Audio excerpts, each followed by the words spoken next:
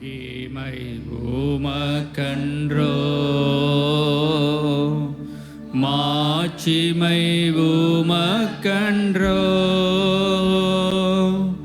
துதியும் புகழும் ஸ்தோத்திரமும் தூயவருமக்கன்றோ,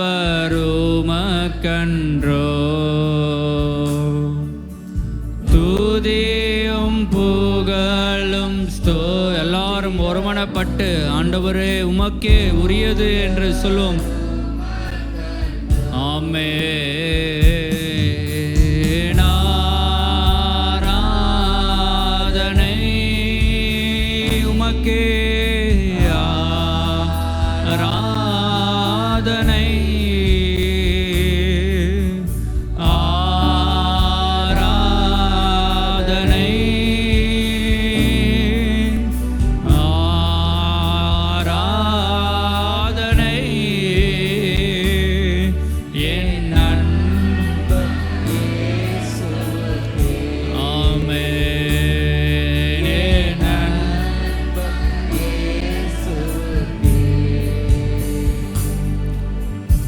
எப்போதும் இருக்கின்ற இனிமேலும் வருகின்ற எங்கள் ராஜாவே,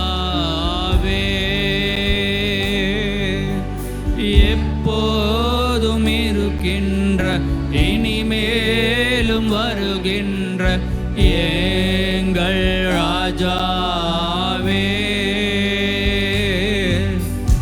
உம் நாமம் வாழ்க, உம் அரசு வருக, உம் சித்தம் நிறைவேறுக. சொல்லுவோமா? உம்முடைய நாமம் வாழ்க ஆண்டவரே, உம்முடைய சித்தங்கள் எல்லாம் எங்கள் மூலமாக நிறைவேற்றுங்க என்று சொல்லுவோமா? எல்லாரும் சேர்ந்து சபையே இந்த வேளையிலே நாங்கள் உம்மை ஆராதனை செய்கிறோம் என்று சொல்லுவோம். எங்கே இருவர் என்னுடைய நாமத்தின் நிமித்தம் கூடியிருக்கிறார்களோ அங்கே நான் வருவேன் என்று சொல்லியிருக்கிறார். இந்த இடத்திலே அவர் இருக்கிறார். ஆதலால் நாங்கள் உம்மை பயபக்தியோடு ஆராதனை என்று சொல்லி துதிக்கிறோம். இயேசுவுக்கே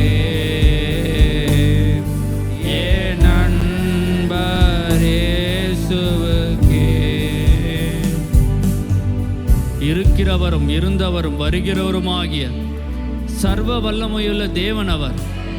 அவர் அல்பாவும் உமேகவும் ஆனவர், ஆதியும் அந்தவுமானவர். மக்காரமும் இல்லை முடிவும் இல்லையே.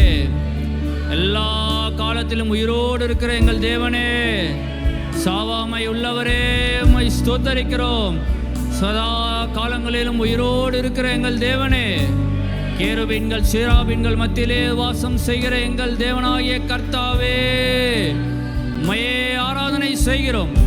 உம்முடைய நாமமே மகிமைப்படுவதாக, உம்முடைய நாமமே துதிக்கப்படுவதாக.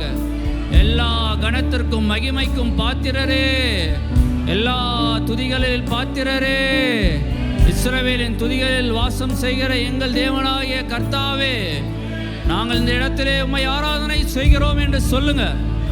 உங்கள் வாய்களை எல்லாம் திறந்து சொல்லுங்க, உம்மையே ஆராதனை செய்கிறோம்.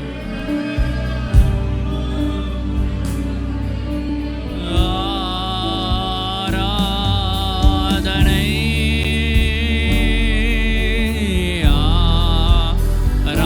ஆராதனை.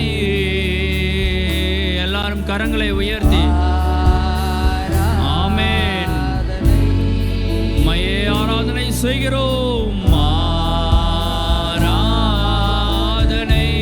மறுபடியும் ஆராதனை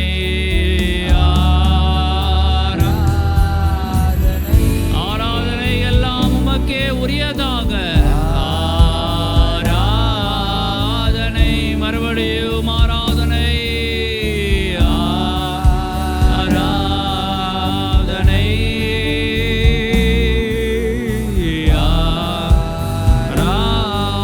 ஆராதனை.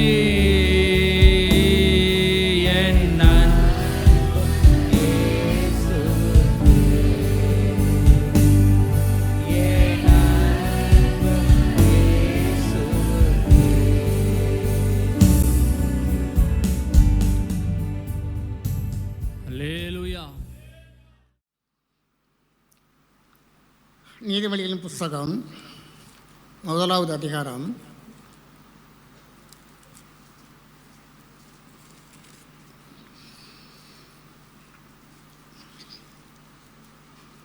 17 வசிப்போம். எவ்வகையான பட்சியானாலும் சரி, அதன் கண்களுக்கு முன்பாக வலையை விரிப்பது விருதா. ஒரு பறவை பிடிக்கிறதுக்கு அது கண் பட வலையை விரிப்போம் என்றால் அது தப்பிச்சுக்கிடும், வந்து மாட்டிக்கிடாது.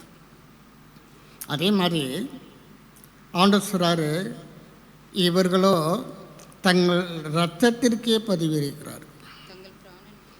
பறவை பிடிக்கிறதுக்கு வேடன் வலையை விரிக்கிறான். ஆனால் இவர்கள் யாருன்னு கேட்டிங்கன்னா, அடுத்த வசனத்தை வாசிப்போம். பொருளாசையுள்ள எல்லாருடைய வழியும் இதுவே.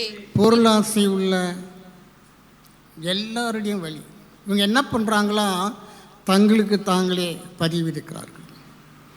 அந்த 18வது வசனத்தை மீண்டும் வாசிப்போம். இவர்களோ தங்கள் இரத்தத்திற்கே பதிவிருக்கிறார்கள், தங்கள் பிராணனுக்கே ஒளி வைத்திருக்கிறார்கள். தங்கள் உயிருக்கு, தங்கள் ஜீவனுக்கு வலை விதிக்கிறாங்க. அருமையானவர்களே, நாபோத் இறந்துட்டான், ஆனால் தேவன் இறக்கவில்லை. தேவன் நியாயம் செய்கிறவர். என்ற அதிகாரம் இருக்குது, நான் என்னமா செய்வேன் அப்படின்னு ஒரு மனுஷன் இறங்கினானா கர்த்தரும் இறங்குவார். மனிதனுடைய அதிகாரத்தை காட்டிலும் சர்வ வல்லமை உள்ள தேவன் நம்முடைய தேவன். அவருடைய செங்கோல் ஒரு நாள் பிசுறாது. அவருடைய தரசு சரியாக இருந்து நியாயம் செய்யும். இங்கே பார்த்தீங்கன்னா, பொருளாசை உள்ள எல்லாருடைய வழியும் இதுவே, இது தன்னை உடையவர்களின் உயிரை வாங்கும். தன்னை உடையவர்களின் உயிரை வாங்கும். ஏன் என் குமாரத்தி சுஸ்தம் அடையாமல் இருக்கிறது? பொருளாசை தன்னை உடையவர்களின் உயிரை வாங்கும். அதுக்கு கர்த்தர் பொறுப்பெடுக்க மாட்டார். நம்ம தான் கவனமாக இருக்கணும். ஆண்டவர் சொல்லியிருக்கிறாரு, பிறனுக்கு உண்டான அந்த வசனம் எல்லாருக்குமே தெரியும். மனைவியானாலும் சரி, கணவனாக இருந்தாலும் சரி, ஆடு மாடு தோப்பு தோட்டங்கள் எதுவாக இருந்தாலும் சரி, உனக்கு வேணும்னா என்கிட்ட கேளு, நான் தருகிறேன். நீ அங்கிட்டும் இங்கிட்டும் எட்டி பார்க்காத. உன்னை ஆசீர்வதிப்பதற்கு நான் இருக்கிறேன், என்னிடத்தில் கேளு. நீ பிறனுக்கு உண்டான யாதொன்றையும் இச்சிக்காத. அதுவும் உயிரை வாங்கிடும், செத்து போயிடுவ நீ. பொருளாசை உள்ள எல்லாருடைய வழியும் இதுவே, இது தன்னை உடையவர்களின் உயிரை வாங்கும். இன்றைக்கெல்லாம் பணம், பொருள், சொத்து, ஆஸ்திகளை சேர்க்கறதில்ல. வெறித்தனமாக இருக்கா மனுஷன். தூங்குறது கிடையாது, சாப்பிட்றது கிடையாது, ஓடுறான் பணம். அதாவது ஆஸ்தி பெருகினால் அதை தின்பவர்களும் பெருகுவார்கள். அப்படி தான் வேதத்தில் சொல்லப்பட்டிருக்கிறது. உங்கள் கையில் கோடி கோடியாக பணம் இருந்துச்சுன்னா அதை ஷேர் பண்ணுவதற்கு மக்கள் நம்மளோட ஒட்டிக்கிடுவாங்க. டாக்டர் சொல்லுவார், ஒரு பெரிய லிஸ்ட் எழுதி கொடுப்பார், இதெல்லாம் நீங்கள் சாப்பிடக்கூடாது. நம்ம கண்ணால் தான் பார்க்க முடியும், இன்னொருத்தையும் சாப்பிட்டுக்கிட்டு இருப்போம். பேரும் சொல்லிடுறது, அதுக்கு ஏன்டா இவ்வளோ கஷ்டப்பட்டு நீ சாப்பிட முடியாது, அதுக்கு ஏன் இவ்வளோ குறுக்கொலியில் போய் சம்பாதிக்கிற, ஏன் உயிரை பணைய வச்சு சம்பாதிக்கிற? ஒரு மனிதனுடைய வாழ்க்கையில் அவன் சம்பாதிக்கிறானா அதை அவன் சாப்பிட வேண்டும், இல்லைன்னா அந்த சம்பாத்தியத்துக்கு ஒரு அர்த்தமே கிடையாது. இன்றைக்கெல்லாம் மருத்துவர்கள் 2 லிஸ்ட்டு கொடுக்குறாங்க. ஒன்று சாப்பிடக்கூடியது, இன்னொன்று சாப்பிடக்கூடாதது. சாப்பிடக்கூடியது என்னான்னு பார்த்தீங்கன்னா வெறும் மாத்திரை மருந்து தான், வேறு எதுவும் கிடையாது. நான் கண்ணால் பார்த்தேன் பாருங்களேன். ஒரு கிளினிக்கில் ஒரு அம்மா உட்காந்துருந்தாங்க. டாக்டர் அந்த அம்மாட்ட பண்ணுறாரு, ஒரு லிஸ்ட்டு எழுதினார். அந்த அம்மாவுக்கு சிக்கன், மட்டன், வறுவல், இறால், அதெல்லாம் எழுதினார். இந்த அம்மாவுக்கு பயங்கர சந்தோஷம். எழுதுங்க, நல்லா எழுதுங்க, எனக்கெல்லாம் இது ரொம்ப பிடிக்குங்க. அவர் கையில் கொடுத்துட்டு சொன்னார், இதெல்லாம் நீ சாப்பிடக்கூடாது, சாப்பிட்டேன்னா செத்து போயிடுவேன். இன்னொரு லிஸ்ட் எழுதினார் பாருங்களேன், அதை கண்டு பெரிய லிஸ்ட்டு, வெறும் மாத்திரைகள், மருந்துகள். இது சாப்பிட்றதுக்கு முன்னாடி சாப்பிடணும், இது சாப்பிட்றதுக்கு பின்னாடி சாப்பிடணும். ஐயா நான் சோறு ஒரு நேரம் தான் சாப்பிட்றேன், நீங்கள் மாத்திரை 2 நேரம் கொடுக்குறீங்களே ஐயா. அப்புறம் ஏன் இந்த சரீரத்துக்கு நம்ம அவ்வளோ இம்பார்ட்டன்ஸ் கொடுக்குறோம்? நம்முடைய சரீரத்தை கெடுக்கிறது ஃபஸ்ட்டு நம்ம தான். சரீரம் என்பது தேவன் தங்கும் ஆலயம், அதை நம்மளால் மறந்துடுறது. நம்ம அருமையானவர்களே, பொருளாசை தன்னை உடையவர்களின் உயிரை வாங்கும். ஜாக்கிரதையாக இருக்கணும். இன்றைக்கி நீங்கள் நம்ம கையில் இன்றைக்கி 10 கோடி ரூபா இருக்குதுன்னு வச்சுக்கோங்களேன். 10 கோடி ரூபாய்க்கு சோறு வாங்கி நம்மளால் சாப்பிட முடியாது.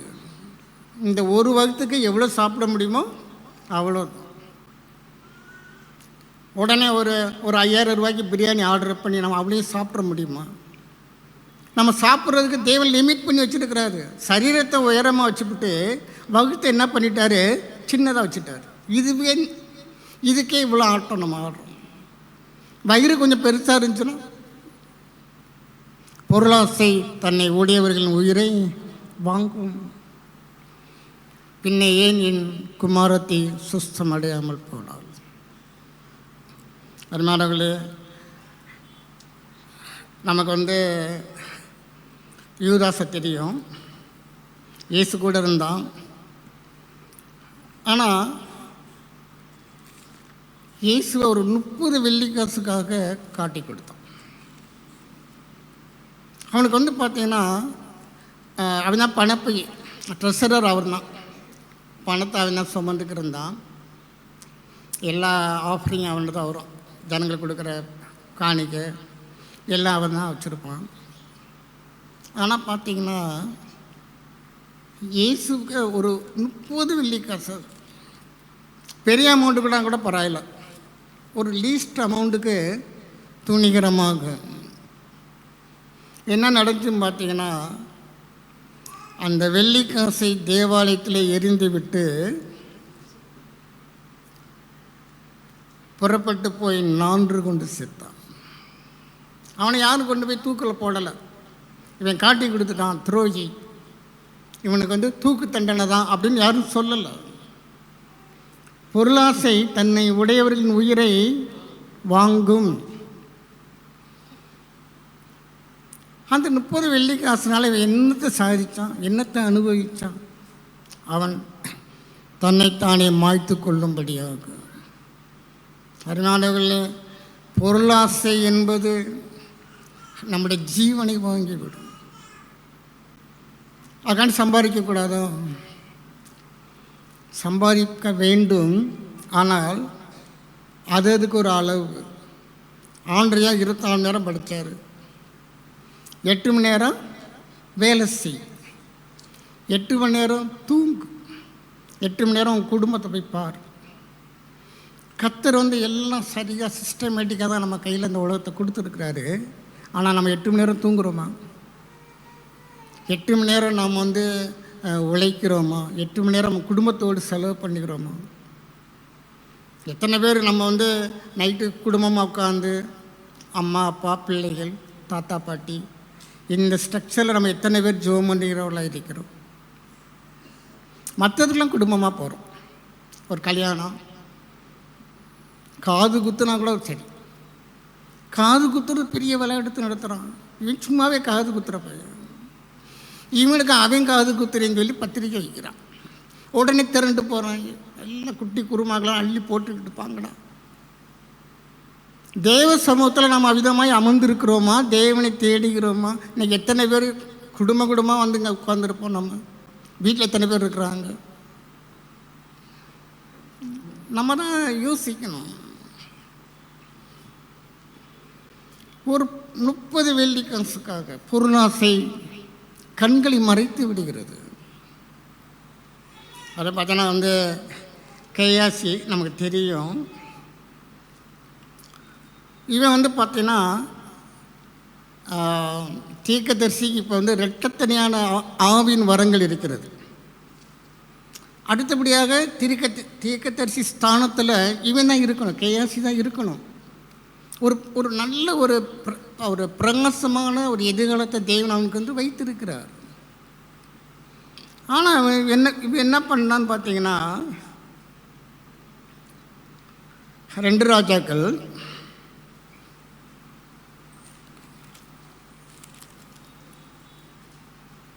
5வது அதிகாரம்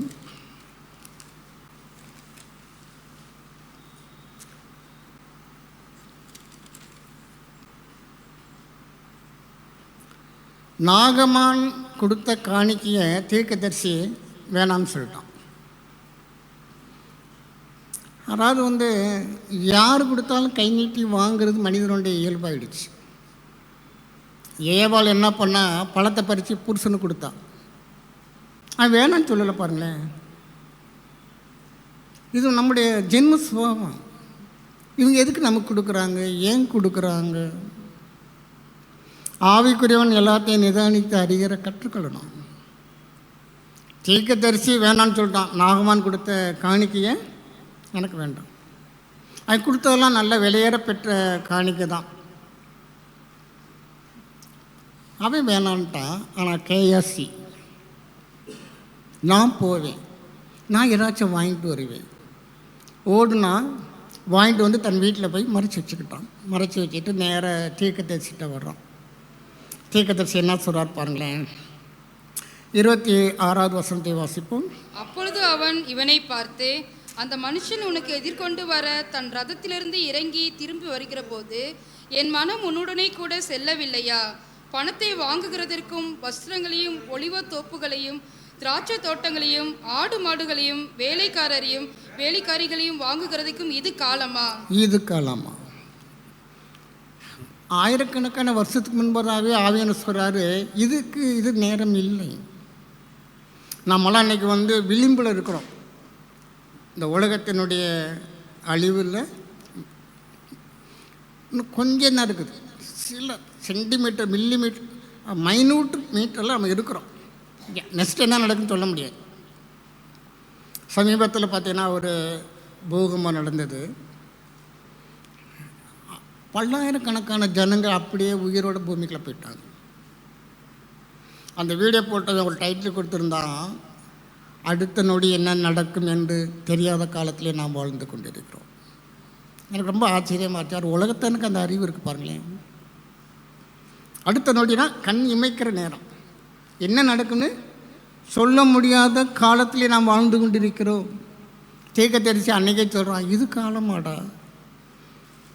பொருளை சம்பாதி, ஆனால் உனக்கு தேவையான அளவோடு நிப்பாட்டிக்கோ.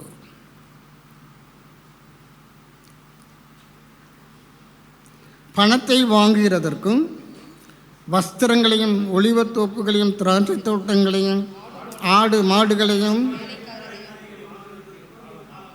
இது காலமா? அடுத்தபடி என்ன நடக்குதுன்னு பார்த்தீங்கன்னா அடுத்த வசனத்தை வாசிப்போம். ஆகையால் நாகமானின் குஷ்டரோகம் உன்னையும் உன் சந்ததியாரையும் என்றைக்கும் பிடித்திருக்கும் என்றான். உடனே அவன் உறைந்த மலை நிறமான குஷ்டரோகியாகி அவன் சமூகத்தை விட்டு புறப்பட்டு போனான்.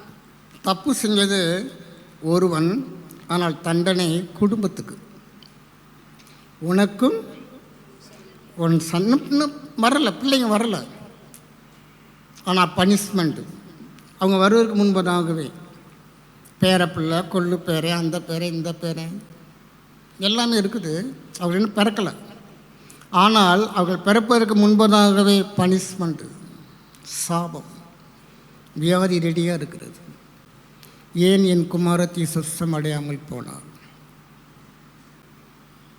இன்னைக்கு கர்த்தர் எல்லாத்தையும் நம்ம கொடுத்துருக்கிறார். நீ எல்லாவற்றில் வாழ்ந்து சுகமாக இருக்க வேண்டும், தேவன் அதை விரும்புகிறார். பின்ன ஏன் என் குமாரத்தை சுத்தம் அடையாமல் போனார்? பொருளாசை தன்னை உடையவர்களின் உயிரை வாங்கும். நமக்குள்ளே இருந்துச்சுன்னா அது நம்முடைய உயிரை நம்ம பிடிச்சு வைக்க முடியாது. நம்மகிட்டலாம் கேட்டுட்டு வாங்காது, அது பாட்டு பிடிக்கிட்டு போயிட்டே இருக்கும். நம்மளோட பெர்மிஷன்லாம் கேட்காது. எப்பா நானும் இவ்வளோ நாள் உன்னோட இருந்துட்டேன் போவோமான்னு பெர்மிஷன்லாம் கேட்காது. சடிதிலே அடிக்கடி கடிந்து கொள்ளப்பட்டும் தன் பிடரியை கடினப்படுத்துகிறவன் சகாயமின்றி. திடீர்னு ஏங்க அப்படி பிரச்சனை வந்துச்சு? திடீர்னு ஏன் உங்கள் வாழ்க்கையில் இப்படி ஒரு பெரிய பூகம்பம் வருது? நேற்று வரைக்கும் நல்லா தானே இருந்தாங்க. ஆனால் அந்த வெளியே இருக்கிறவங்களுக்கு தெரியாது உள்ளே ஏதோ இருக்குது. வெளியே இருக்கவங்க என்ன நினைப்பாங்கன்னா, நம்ம போகிற ஸ்தோத்திரத்தை பார்த்து ஏமாந்துருவாங்க. நம்ம போகிற அல்லேலியா ஓசன்னா ஒரே தூள் பட்டை கலப்புறது தான். ஆனால் உள்ளுக்குள்ளே பொருளாசை இருக்கிறது. அது நம்ம உயிரை வாங்கிடும். ஆனால் கடைசி நம்ம என்ன பண்ணுவாங்க, தேவனை தூஷிப்பார். இருந்தாலும் கர்த்தர் இப்படி பண்ணியிருக்கக்கூடாது. கல்லறையில் பார்த்தீங்கன்னா அவன் எடுத்து விடுவான் பாருங்களேன். இவங்களாம் கோயிலுக்கு போனாங்க, என்னத்தையா கண்டாங்க, தான் இங்கே வந்து படுத்துருக்கிறான் பாரு. அவராக கொண்டு வந்து படுக்க வச்சார். உனக்குள்ளே இருக்கிற பாவம் உன்னை உயிரை வாங்கும், ஜாக்கிரதை. நம்ம மனசுக்குள்ள பொருளாசையை வச்சுக்கிட்டு நம்ம என்ன பண்ணுறோம்னா, வெளியே நம்ம பக்தி வேஷம் போடுகிறவர்களாக இருக்கிறோம். அரிமானவர்களே, இதுக்கு மருந்து இருக்குதா? இந்த வியாதிக்கு மருந்து இருக்கா? வேதத்தில் இருக்கிறது. 1 தீமோத்தேயு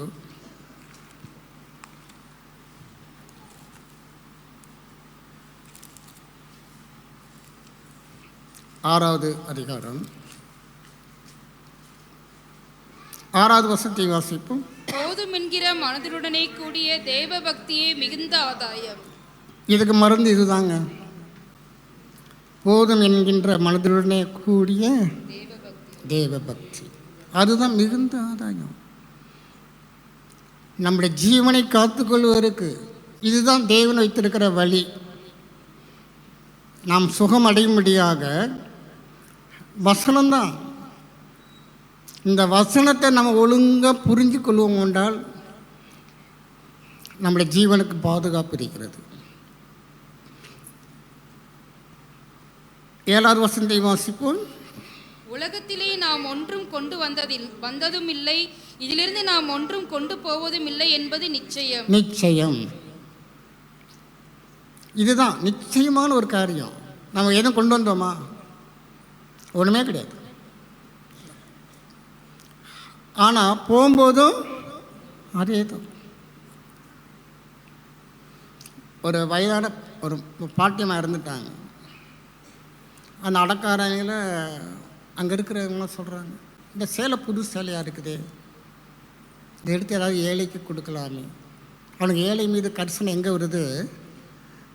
அங்கே கல்ற தோட்டத்தில் அடக்க அறையில் வருகிறது.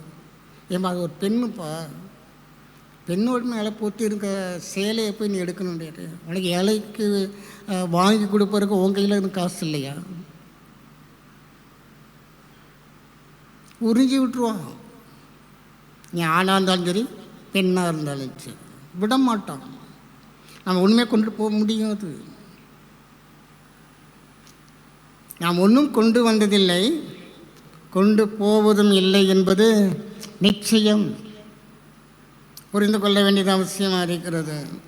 உண்ணவும் உடுக்கவும் நமக்கு உண்டாயிருந்தால் அது போதும் என்று இருக்க கடவும். இதுதான் போதும் என்கின்ற மனதுடனே கூடிய தேவ பக்தி. இப்போ சாப்பிட்டீங்களா? இன்றைக்கி தேவன் நம்மளை பூசிக்கிறாரா? இன்றைக்கி நம்ம உடுத்துவருக்கு தேவன் வஸ்திரங்களை கொடுத்துருக்கிறாரா? ஸ்தோத்திரம் ஆண்டவர். போயிட்டே இருப்போம். உண்ணவும் உடுக்கவும் நமக்கு உண்டாயிருந்தால் அது போதும் என்று இருக்கணும். போதும் என்று இருக்க கடவுள். இதுதான் மருந்து. அடுத்தபடி என்ன சொல்லப்பட்டிருக்கிறது? 9வது வசனத்தை வாசிப்போம். ஐஸ்வர்யவான்களாக விரும்புகிறவர்கள் சோதனையிலும் கண்ணியிலும் மனுஷரை கேட்டிலும் அழிவிலும் அமிழ்த்திருக்கிற மதிக்கேடும் சேதமுமான பலவித இச்சைகளிலும் விழுகிறார்கள். பண ஆசை எல்லா தீமைக்கும் வேறாய் இருக்கிறது. பண ஆசைன்னா இது பொருளாசையும் சேர்த்து தான் சொல்லும். பணம் எதுக்கு சம்பாதிக்கிறோம்? சொத்து சேர்க்க தான், பொருள் சேர்க்க தானே. வெறும் ரூபா பேப்பர் வச்சு என்ன பண்ண போகிறோம்? இன்னும் வாங்குவோம், இன்னும் ஒளிவ தோப்புகளை வாங்குவோம், திராட்சை தோட்டங்களை வாங்குவோம். இன்றைக்கு நம்ம ஸ்டைலில் சொல்கிறோம்ல, அப்பார்ட்மெண்ட்டு வாங்குவோம். கீழே அப்பார்ட்மெண்ட் வாங்கியாச்சா, மேலே அப்பார்ட்மெண்ட்டை வாங்குவோம். மனிதனுடைய எண்ணங்கள் அப்படி போய்கொண்டு இருக்கிறது. ஆண்டவர் என்ன சொல்கிறாரு? பண ஆசை எல்லா தீமைக்கும் வேறாக இருக்கிறது. சிலர் அதை இச்சித்து அநேக வேதனைகளாலே தங்களை உருவ குத்தி கொண்டிருக்கிறார்கள். காசு போனால் இல்லாதவங்க கூட படத்தடி தூங்கிடுவான். ஆனால் வச்சுக்கிட்டு இருக்கிறவங்க தான் தூக்கமே வராது. மனம் ஃபுல்லாக அதில் தான் ஓடும். நாளைக்கு தங்கம் என்ன ரேட்டு, இன்றைக்கி இந்த ரேட்டில் ஓடிக்கிட்டு இருக்குது, நாளைக்கு காய்கறி என்ன ரேட்டில் போகுது. நைட்லாம் தூங்கவே மாட்டாங்க. மனம் ஃபுல்லாக பணம் பணம் பணம் பணம். அது எல்லாம் தீங்குக்கும் வேறு. அன்பானவர்களே, நாம் சுஸ்தம் அடைய வேண்டுமென்றால் தேவன் வைத்திருக்கிற மருந்து இதுதான். 11வது வசனத்தை வாசிப்போம். நீயோ தேவனுடைய மனுஷனே, இவைகளை விட்டோடி நீதியையும் தேவ பக்தியையும் விசுவாசத்தையும் அன்பையும் பொறுமையையும் சாந்த குணத்தையும் அடையும்படி நாடு. நீயோ தேவனுடைய மனுஷனே. அவங்க அப்படி இருக்கிறாங்க, பணத்துக்கு பின்னாடி ஓடிக்கிட்டு இருக்கிறாங்க. நீயோ தேவனுடைய மனுஷனே, நீயோ இவைகளை விட்டு ஓடுன்றார் ஆண்டவர். நிற்காத ஓடு. இவைகளை விட்டு ஓடி நீதியையும் தேவ பக்தியையும்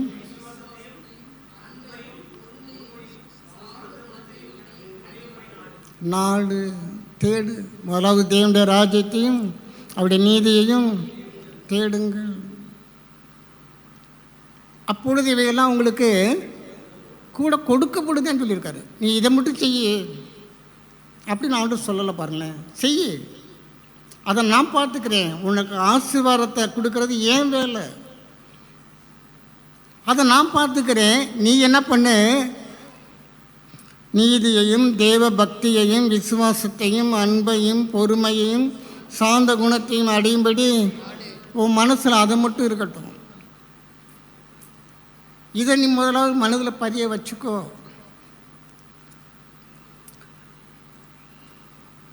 நீதிமொழிகளின் புஸ்தகம்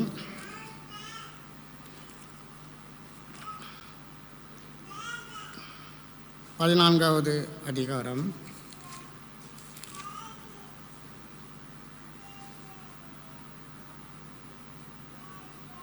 30வது வசனத்தை வாசிப்போம்.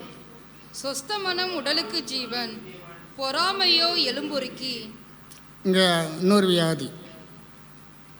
ஏன் என் குமாரத்தி சுஸ்தம் அடையாமல் இருக்கிறார்.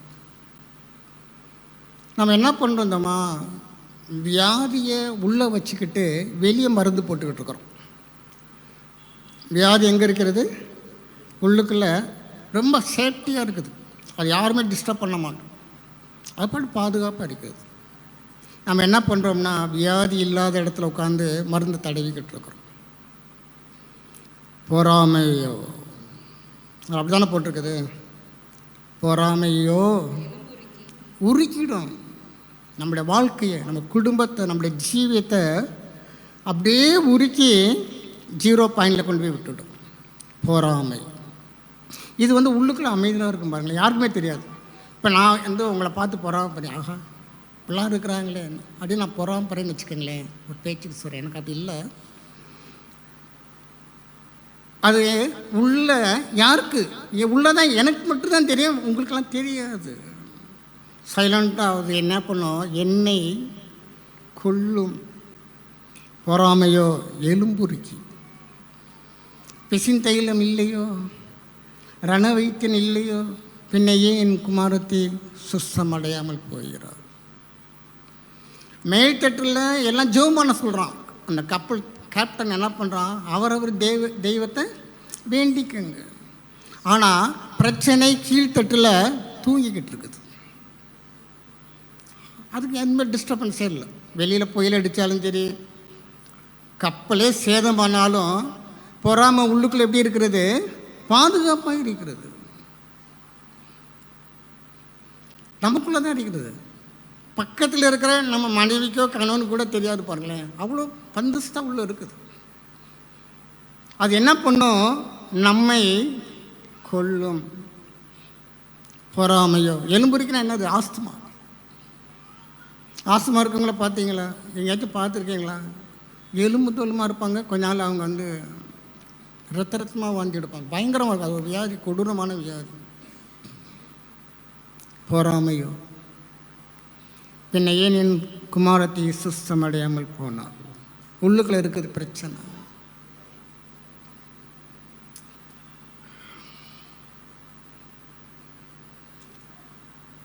ஆதியாகமத்தின் புஸ்தகம்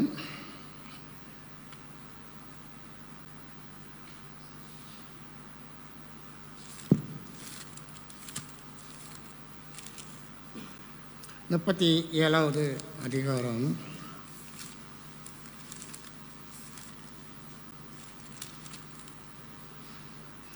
3வது வசனத்தை வாசிப்போம்.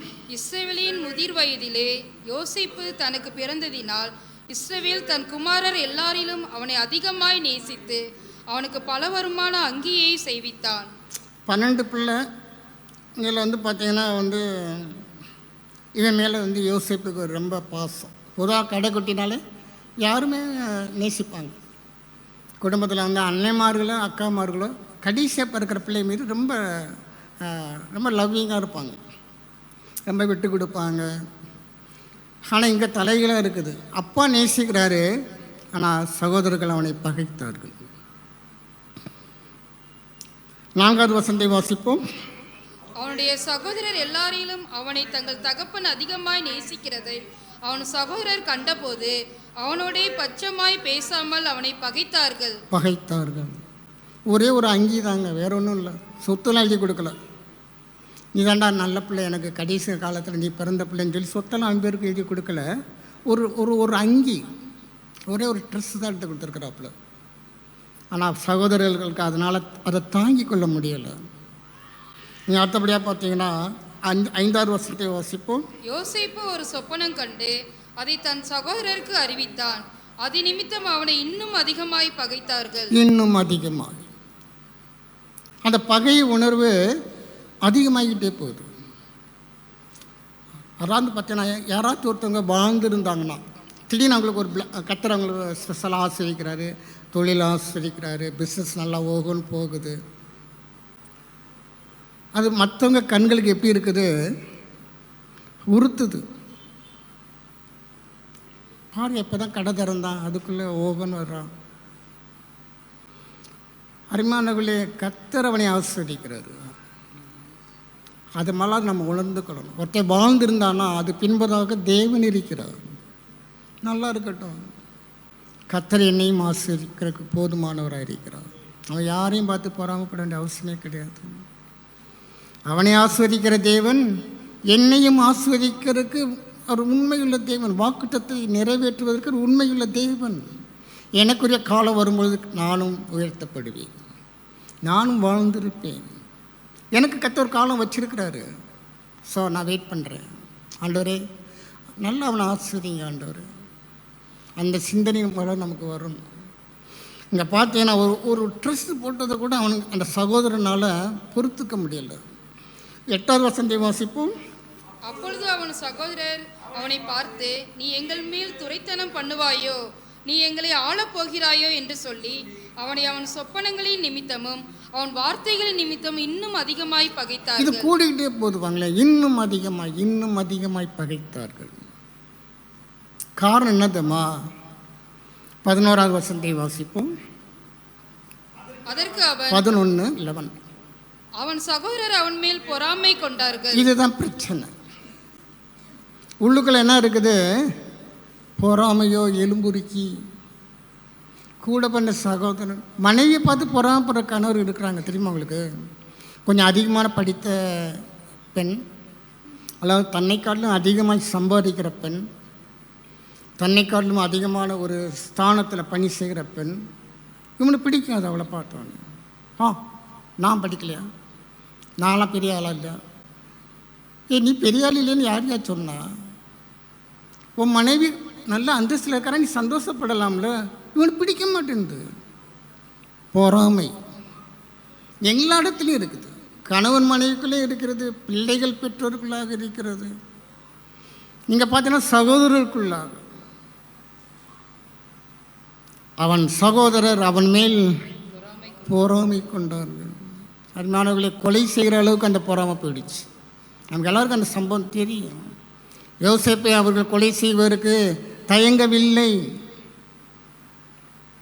இவனை கொன்று போட்டுடுவோம், அவன் தரிசனம் எப்படி நிறைவேறுதுன்னு பார்த்துடலான்டா. கொலை செய்கிற அளவுக்கு சொந்த பிளட் பிரதர், அவன் சொந்த சகோதரன், கடைசி தம்பி. எல்லாரும் நேசிக்க வேண்டிய ஒரு சகோதரனை கொலை செய்யும்படியாக ஒருமனப்படுகிறார்கள்.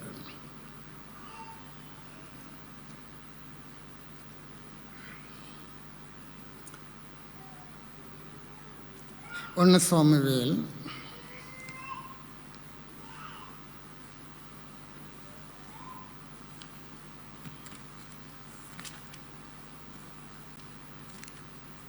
18வது அதிகாரம். கோலியாத்தை தாவீது கர்த்தர் மேல் அந்த விசுவாசம் வைராக்கியத்தில் வீழ்த்திட்டான். கோலியாத்து தினமும் முன்னாடி நின்று இஸ்ரேல் ஜனங்களை சபிப்பான், தூசரமான வார்த்தைகளை சொல்லி சபிப்பான். அப்போ சவுலும் சரி அவனுடைய இராணுவம் சரி அவன் ஒரு மனிதனை எதிர்த்து நிற்பதற்கு பயந்தார்கள், ஓடி ஒளிந்தார்கள், யார் முன்பதாக வரவில்லை. ஆனால் தாவீதுக்குள்ளே இருந்த அந்த அபிஷேகம் அவனை விருத்த சேதனம் இல்லாத இந்த பெலிஸ்தியன் எம்மாத்திரம் நான் போடுறேன். கடைசியில் ஆண்டு ஒரு கூழங்களை கொண்டு அந்த கோலியாத்தை விலை பண்ணினார்.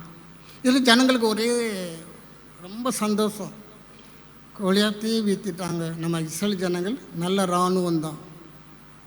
என்ன நடக்குது பாருங்களேன். 6வது வசனத்தை வாசிப்போம்.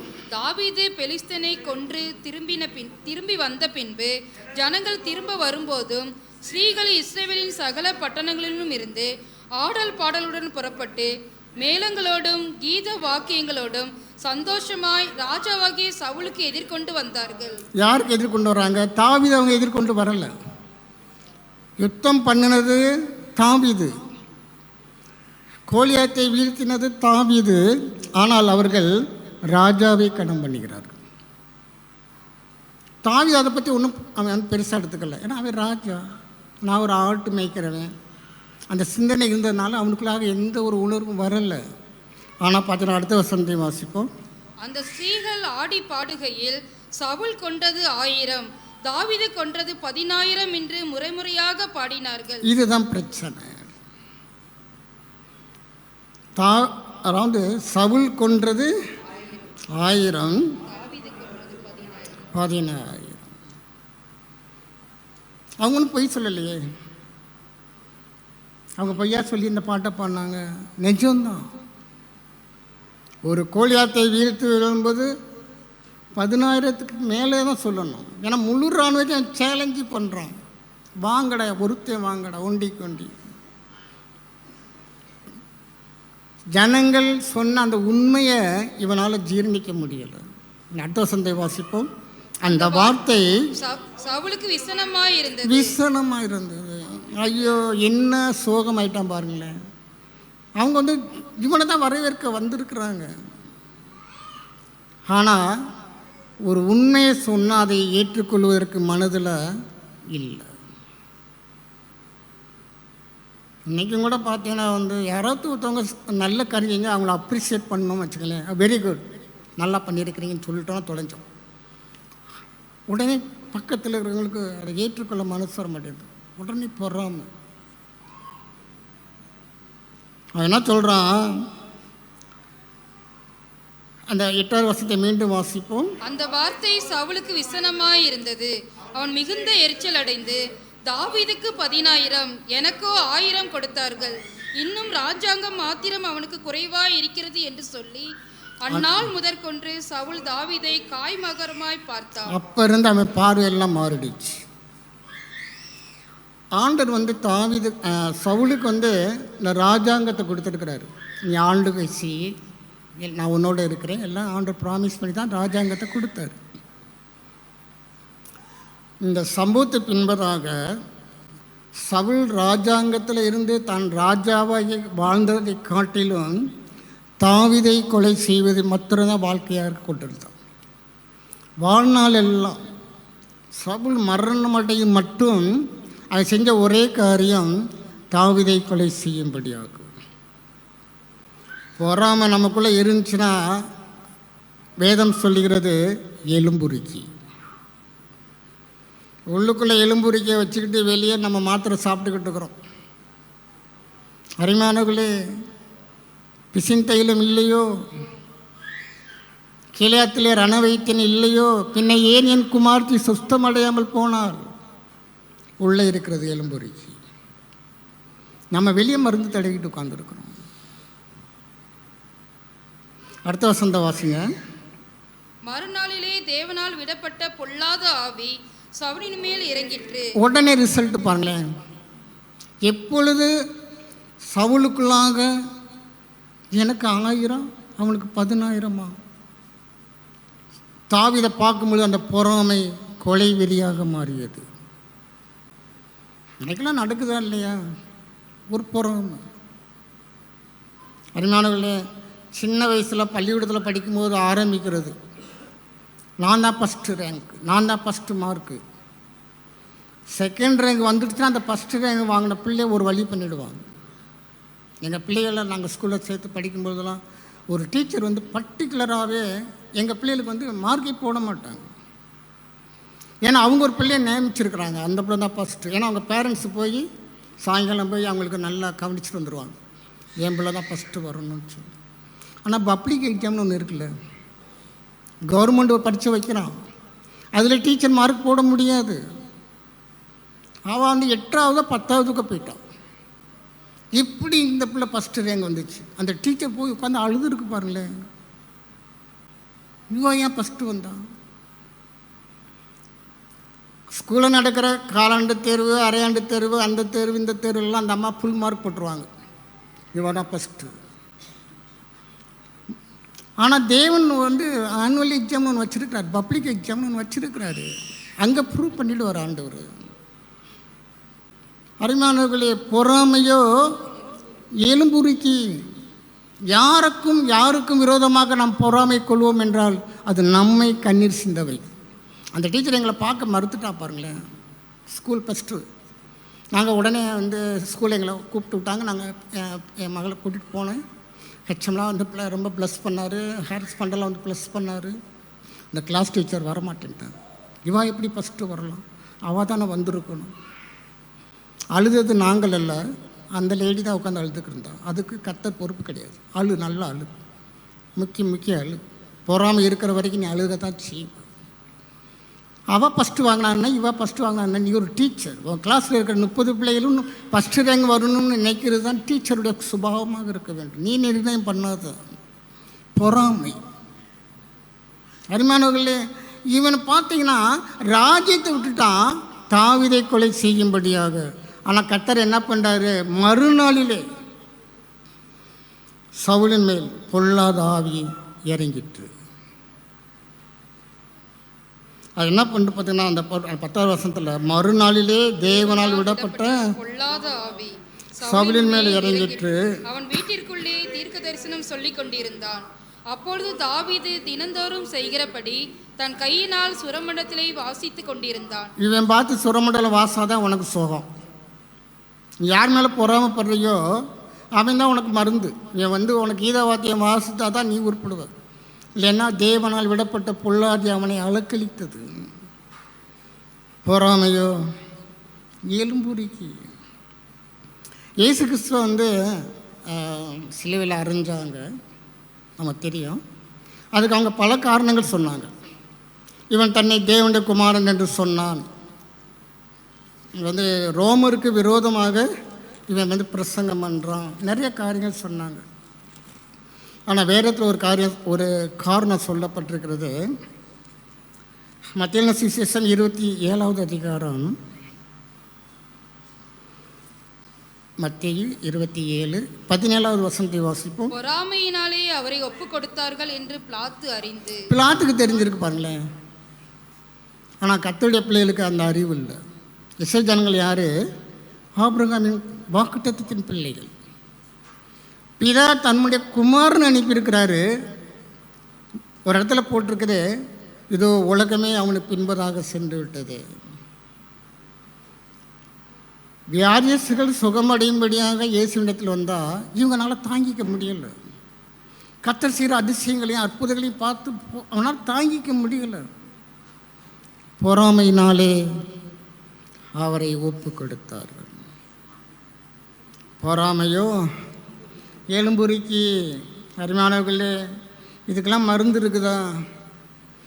இருக்கிறது. வேதத்தில் மருந்து இருக்கிறது. 1 கொரிந்தியர், இந்த மருந்தெல்லாம் நோட் பண்ணிக்கோங்க. வியாதியை மட்டும் நோட் பண்ணாதீங்க, மருந்து முக்கியம். 1 கொரிந்தியர் 13வது அதிகாரம் 4வது வசனத்தை வாசிப்போம். அன்பு நீடிய சாந்தமும் தயவும் உள்ளது, அன்புக்கு பொறாமை இல்லை. பொறாமை இல்லை.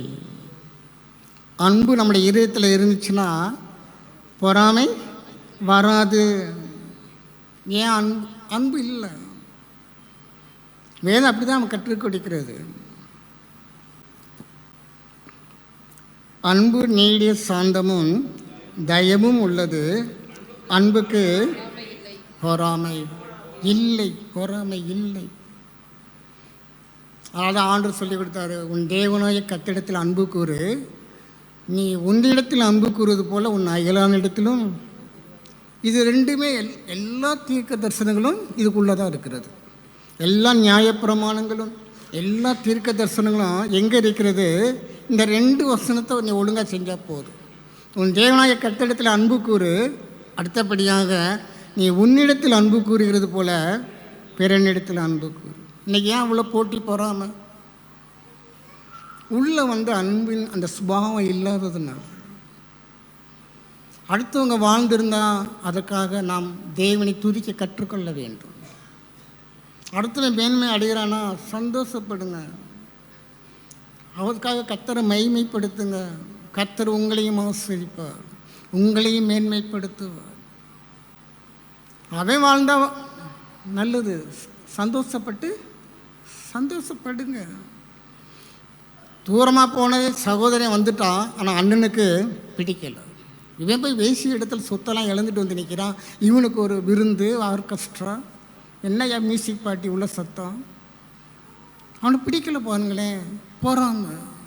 தம்பி வந்துட்டான்டா, போனவன் மரித்தான், மீண்டும் வந்துட்டாயா தகப்புள்ள இருதயம். ஆனால் சகோதரன் சொல்கிறான், வேசி எடுத்து நாஸ்தியை விற்று போட்டு இவன் ஏன் வீட்டுக்குள்ளே வந்தான். இவனுக்கு ஒரு விருந்து, அங்கே மியூசிக் பார்ட்டிலாம் போட்டு என்னங்களை கூத்தடிக்கிறீங்க.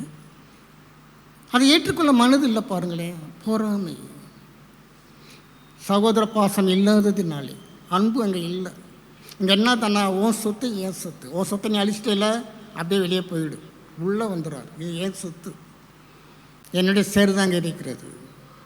தகப்பன் சொல்கிறான், இவன் மரித்தான்ப்பா, துரதேசம் போயிட்டான்ப்பா, ஆனால் திரும்பி வந்துட்டான்ல, உன் சகோதரன், உன் ரத்தம். அந்த உணர்வு இல்லை. காரணம் என்றால் இருதயத்திலே அன்பு இல்லை. அன்பு இருக்க வேண்டியது அவசியமாக இருக்கிறது. சங்கீதங்களின் புஸ்தகம்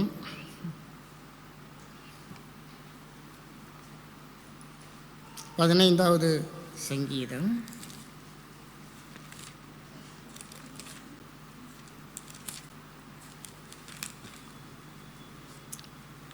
1வது வசனத்தை வாசிப்போம். கர்த்தாவே, யார் உம்முடைய கூடாரத்தில் தங்குவான்?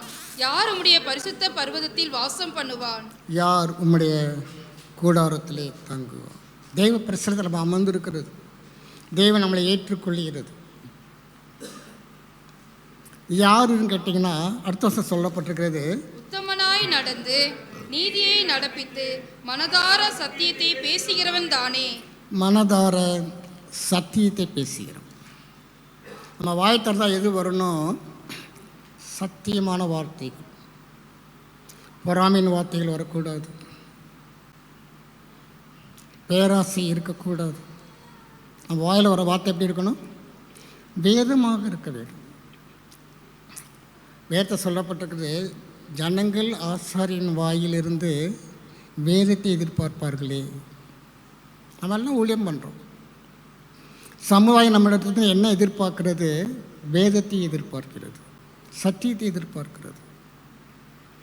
சத்தியத்தை உங்களுக்கு சொல்ல தெரியலையா? வாயை மூடிக்கிட்டு அமைதியில் இருந்தால், பேசாதிருந்தால் நம்ம ஞானியாக இருப்பதற்கு ஒரு ஃபார்முலா கர்த்தர் வச்சிருக்கிறார். பேசாதிருந்தால் ஞானியும் மூடனும் ஞானம்.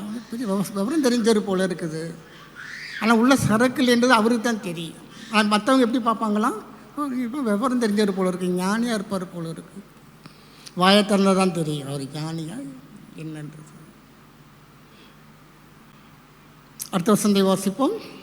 அவன் தன் நாவினால் புறங்கூறாமலும் தன் தோழனுக்கு தீங்கு செய்யாமலும் தன் அயலான் மேல் சொல்லப்படும் நிந்தையான பேச்சை எடுக்காமலும் இருக்கிறார். நாவினால் புறங்கூறாமலும் தன் அயலான் மேல் சொல்லப்படும் நிந்தையான பேச்சை எடுக்காமல். இந்த புறங்கூறுதுன்னு ஒன்று இருக்குது. நம்ம லோக்கல் லாங்குவேஜ்னா பொறணி பேசுகிறது. நான் ஒரு 2 பேர் சேர்ந்தாலே போதும், உடனே 3வது ஆளை பிடிச்சி ஒரு பிடி பிடிக்க வேண்டியது. தெரியுமா? உங்களுக்கு தெரியுமா? இது தெரிஞ்சிக்க வேண்டிய அவசியம் அவங்களுக்கு இல்லை. பாருங்களேன், அவங்க பாட்டு இருக்குங்களை கூப்பிட்டு உட்கார வச்சுக்கிட்டு நீங்கள் தெரிஞ்சு தான் ஆகணும். துர்ச்செய்தியை பரப்புறது. அவங்க என்ன போடப்பட்டிருக்கிறது? தன் நாவினால் புறம் கூறாமல் தன் தோழனுக்கு தீங்கு செய்யாமலும்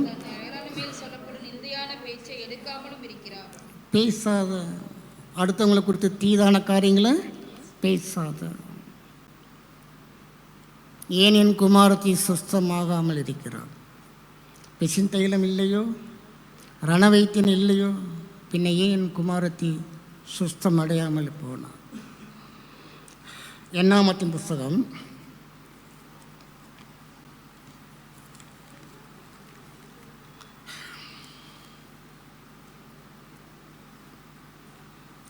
12வது அதிகாரம்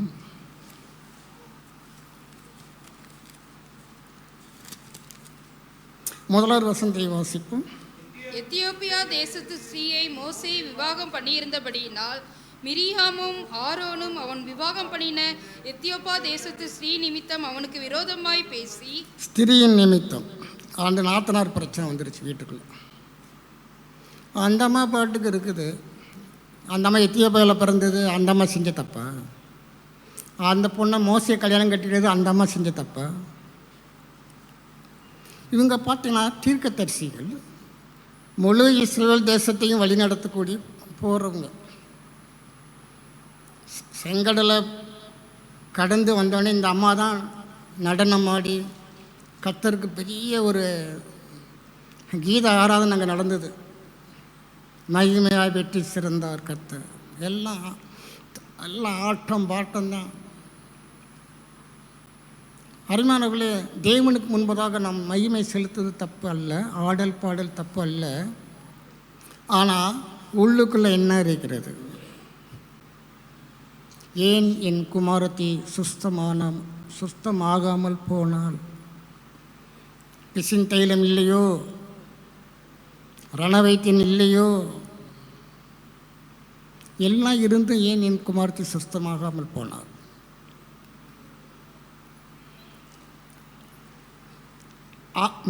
மிதியாமும் ஆரோன் கூட்டணி வச்சுக்கிட்டாங்க. பாருங்களேன், நாட்டில் எதுக்கெல்லாம் கூட்டணி பாருங்கள். ஒரு பொண்ணை பற்றி குறை சொல்கிறதுக்கு ஒரு ஆணும் பொண்ணும், பாரபட்சம் இல்லாமல் ஆணுக்கு நான் பெண்ணுக்கு நீ, வா ஒரு பிடி பிடிக்கலாம். இந்த மோசே மேலே ஒருத்தர் பார்த்துக்கிட்டு இருக்கிறார். எங்கேனாலும் ஒரு வந்துடுவார். பாருங்களேன், வாச பைதில் நீ இப்போ தியானித்து பார்த்தீங்கன்னா, நாபோத்து இறந்துட்டானா கர்த்தர் உடனே தூதனை தன்னை தீர்க்கதரிசி அனுப்புகிறார். போ, உடனே கர்த்தர் பதில் அளிக்கிற தேவன். ஜனங்கள் ஆடி பாடி என்ன சொல்கிறாங்க? சவுல் கொன்றது 1000, தாவீது கொன்றது 14. உடனே இவனுக்கு வந்துச்சு, ஒரு முகநாடி மாறி போயிடுச்சு. உடனே கர்த்தர் ஒரு ஆவி அனுப்பிட்டார். போ, சவுலை போய் என்னன்னு போய் விசாரிப்போம். நம்முடைய வாழ்க்கையில் நம்ம சரியாக இல்லைன்னா கர்த்தர் உடனுக்குன்னே சிலலாம் தெரியாமல் இருக்கிறது, அதாவது நம்ம அதை உணராமல் இருக்கிறோம். கர்த்தர் ஏற்கனவே பனிஷ்மெண்ட்டை நம்ம மேலே வச்சுட்டாருன்றதை நம்ம இன்னும் உணராமல் இருக்கிறோம். தொடர்ந்து நம்ம அதை தவிர தொடர்ந்து செய்கிறவர்களாம் இருக்கிறோம். எப்போதாம்மா தெரியும்? முத்து போனவர் தான் தெரியும். அப்போ ஒன்றுமே பண்ண முடியாது. ஜாக்கிரதை உள்ளவர்களாக, உணர்வு உள்ளவர்களாக, எச்சரிக்கையாக நானும் என் தேவனும், அதுதான் நம்முடைய வாழ்க்கையாக இருக்க வேண்டும். யாரை குறித்தும் பொறாமப்பட வேண்டிய அவசியம் இல்லை, யாரை குறித்து எரிச்சல் அடைய வேண்டிய அவசியம் இல்லை, யாரை குறித்து நாம் புறம் பேச வேண்டிய அவசியம் இல்லை.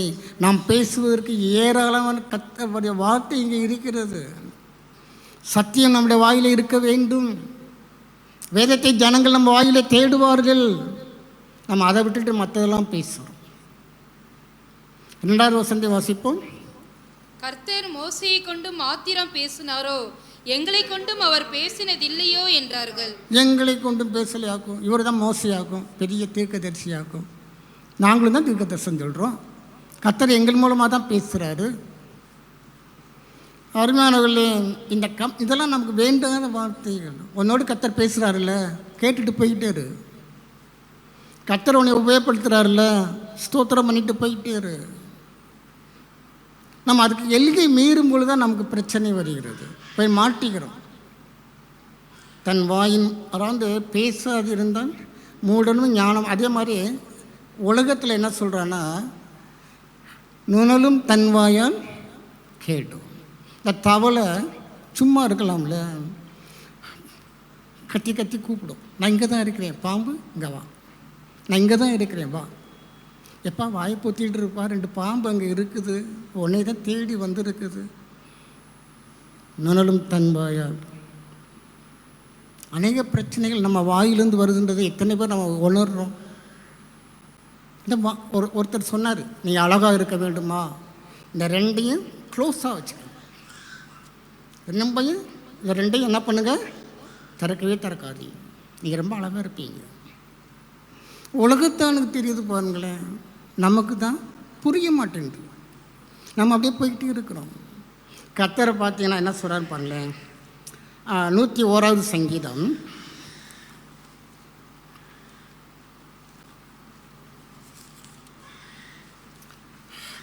5வது வசனத்தை வாசிப்போம்.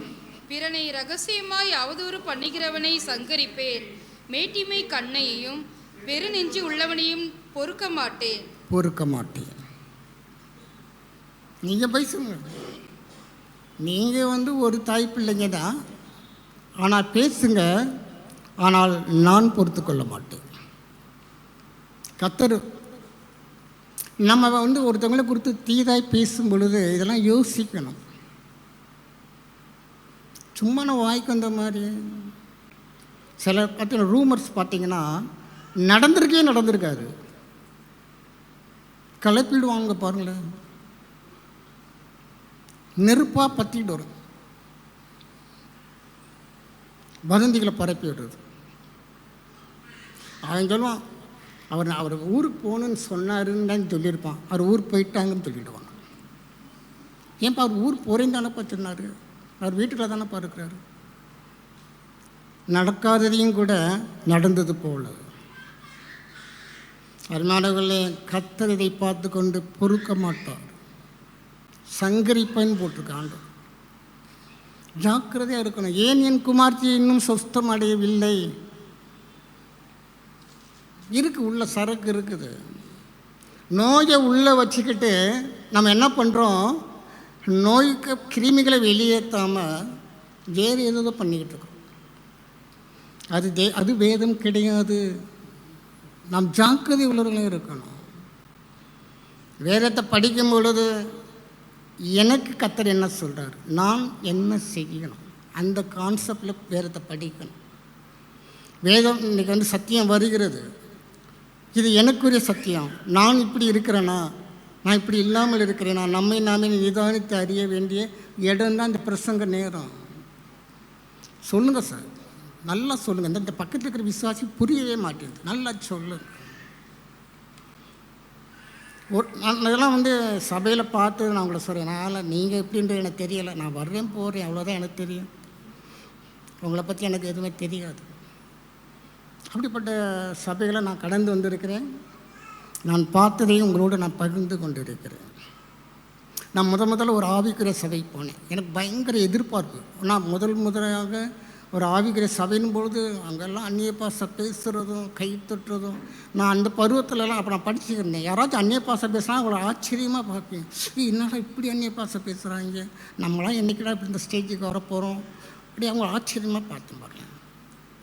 அந்த சபைக்கு போனால் அந்த ஊரில் இருக்கிற அத்தனை பிசாசுகள் அங்கே தான் இருந்துச்சு. ஒயிட் அண்ட் ஒயிட் தான். நீங்களாம் ஒயிட் அண்ட் ஒயிட்டு போட்டுருக்க அதை குத்தி காட்டலை, நீங்களாம் நல்லவங்க தான். நான் கடந்து வந்த பாதையில் நான் சந்தித்தது பிரசங்கம் நடக்கும்போது திடீர்னு ஒரு பேப்பரை சுருட்டு தூக்கி என் மேலே வந்துருச்சு. நான் அந்த சபையில் எனக்கு புதுசாக எங்கள் சிஸ்டம்னு எனக்கு தெரியாது பாருங்களேன். திரும்பி பார்த்தேன், அப்படின்னாரு அவர். அதான் இந்த பால் அவர்கிட்ட கொடுன்னு அர்த்தம். நான் அவர்கிட்ட கொடுத்துட்டேன். அவர் திரும்பி பார்த்தாரு, உனையவர் கவனி, இது உனக்கு தான், இந்த பிரசங்கம் உனக்கு தான். அடுத்தவங்களை கையை காட்டி இவன் ரட்சிக்கப்பட்டுட்டான். உனக்கு தான் கையை காட்டினான் பார்த்தீங்களா? சபையை விட்டு இல்லை, கத்தரை விட்டே போயிட்டான். வாழ்க்கை வீணாகி போய்விட்டது.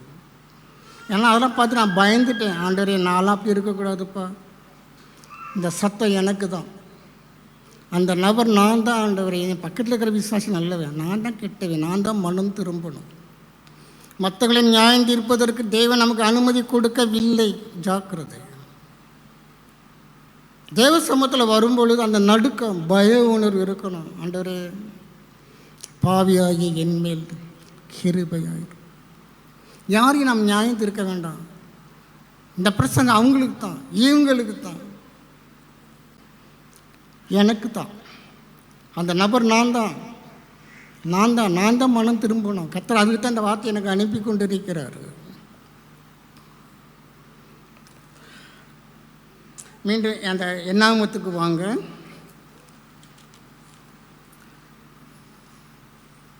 ஆறாவது வசனத்தை வாசிப்போம். அப்பொழுது அவர், என் வார்த்தைகளை கேளுங்கள்.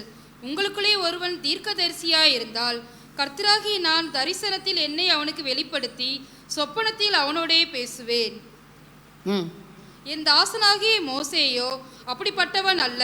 என் வீட்டில் எங்கும் அவன் உண்மையுள்ளவன். நான் அவனுடன் மறைபொருளாக அல்ல, முகமுகமாகவும் பிரதிச்சயமாகவும் பேசுகிறேன். அவன் கர்த்தரின் சாயலை காண்கிறான். இப்படி இருக்க நீங்கள் என் தாசனாகிய மோசேக்கு விரோதமாய் பேச உங்களுக்கு பயம் இல்லாமல் போனது என்ன என்றார். இங்கே ஆண்டு என்ன சொல்கிறாரு, நான் ஒரு தீர்க்கதரிசிட்ட பேசினேன்னா அது வித்தியாசமாக இருக்கும். நான் மோசைகிட்ட பேசும்போது அப்படி கிடையாது. நாங்கள் 2 பேரும் ஃபேஸ் டு ஃபேஸ், முகமுகமாக நாங்கள் பேசுகிற ஆட்கள். அருமையானவர்களே, இதே இதில் நீங்கள் 3வது வசனத்தை வாசிங்க. மோசையானவன் பூமியில் உள்ள சகல மனிதரிலும் மிகுந்த சாந்த குணமுள்ளவனாய் இருந்தான். மிகுந்த சாந்த குணமுள்ளவன். ஆண்டவர் அவனை குறித்து எப்படி சர்டிஃபிகேட் கொடுக்குறாரு? என் தாசனாகிய மோசையோ அப்படிப்பட்டவன் அல்ல, என் வீட்டில் எங்கும் அவன் உண்மை உள்ளவன். மோசே தானே நான் பார்த்து காப்பாற்றின பய. நைநதியில் அம்மா தூக்கி போட்டு போயிட்டாங்க, நான் மட்டும் அங்கே இல்லைன்னா மோசே வந்திருப்பானா? அங்கேருந்து கர்த்தர் சொல்கிறாரு, மற்ற தீர்க்கதரிசிகளைப் போல இவன் இல்லை, இவன்ட நான் முகமுகமாய் பேசுகிறவன். நம்ம ஒருத்தவங்களை கொடுத்து பழித்து பேசுகிறோம்னா அந்த உணர்வு நமக்குள்ளே வரணும். ஒருவேளை நமக்கு அவங்க சாதாரணமாக இருக்கலாம், ஆனால் தேவனுக்கு முன்பதாக அவர்கள் விசேஷமானவர்களாக இருக்க வாய்ப்பு இருக்கிறது. கர்த்தருடைய பார்வையிலே அவர்கள் முக்கியத்துவம் வாய்ந்தவர்களாக இருக்கலாம், நமக்கு தெரியாது. இந்த மிரியாவும் ஆரோனும் அப்படி தான் நினச்சி பேசிட்டாங்க. கர்த்தருக்கு பார்த்தீங்கன்னா பயங்கர கோபம். உங்களுக்கு பயம் இல்லாமல் போனது என்ன? என் தாசன் அவனை குறித்து நான் அவன் பட்சத்தில் இருக்கிறேன், அவனை குறித்து பேசுவதற்கு உங்களுக்கு பயம் இல்லாமல் போனது ஏன்? அவ்வளோ தைரியம் அவனுக்கு? நான் அவன் சார்பாக இருக்கிறேன் என்பது அவனுக்கு தெரியாதா? அருமையானவர்களே, யாரை குறித்தாவது நாம் அவதூறு பேசுவோம் என்றால் இந்த வசனத்தை மைண்டில் கொண்டுட்டு வரணும். ஆண்டவர் என்ன சொல்கிறாரு? நான் அவனுடன் மறைப்பொருளாக அல்ல, முகமுகமாகவும் பிரத்யட்சமாகவும் பேசுகிறேன். அவன் என்னை பார்க்குறான், நான் அவனை பார்க்குறேன், அவன் என்னையை பார்க்குறான்.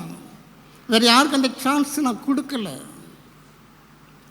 அப்படிப்பட்டவனை இப்படி இருக்க நீங்கள் என் தாசனாய மோசேக்கு விரோதமாய் பேச, கர்த்தர் அதை குற்றமாகவும் தண்டிக்கப்பட வேண்டிய பாவமாகவும் தேவன் அதை பார்த்தார். என் தாசனாய மோசேக்கு விரோதமாய் பேச உங்களுக்கு பயம் இல்லாமற் போனது என்ன? ஒருவேளை உங்கள் ஹஸ்பண்டாக இருக்கலாம், உங்கள் ஒய்ஃபாக இருக்கலாம், உங்களுடைய பிள்ளைகளாக இருக்கலாம். உங்களுக்கு தான் பிள்ளை, தேவனுக்கு அவன் விசேஷமானவனாக இருக்கலாம். உங்களுக்கு வேலை அவங்க பார்க்கும்போது அப்பமாக இருக்கலாம், வேணாக்கும். ஆனால் தேவனுக்கு முன்பதாக அந்த நபர் விசேஷமான ஆளாக இருக்கலாம். கர்த்தர் நியாயம் விசாரிப்பார். உனக்கு பயம் இல்லாமல் போனது என்ன? அடுத்தவங்களை குறித்து பேசுறதுக்கு இந்த நாக்கு துடிக்குது. மேலே ஒருத்தர் உட்கார்ந்து புறம்பும் கையுமா நிற்கிறாருன்றதை பார்க்கவும் தெரியணும். யாரையும் குறித்து பேசாதீங்க, டேஞ்சர். என்ன நடக்குதுன்னு பார்த்தீங்கன்னா, என் தாசனாகிய மோசேக்கு விரோதமாக பேச உங்களுக்கு பயம் இல்லாமல் போனது என்றார். கர்த்தருடைய கோபம் அவர்கள் மேல் மூண்டது. கர்த்தருடைய கோபம் நமக்கெல்லாம் இது வேண்டாம், தேவை. அதெல்லாம் வேலியில் போகிற ஓனானை பிடிச்சி காதுகளை விற்றுட்டு குத்துது, கொடையுது. உன்னை யார் அந்த பம்புக்கு வெளியில் அது பாட்டு தானே போய்க்கு இருந்துச்சு. நீ உன் வேலையை பார்த்துட்டு சும்மா இருக்கலாம்ல. நீ ஏன் அடுத்தவங்களை பற்றி பேசுகிற? டேஞ்சர்.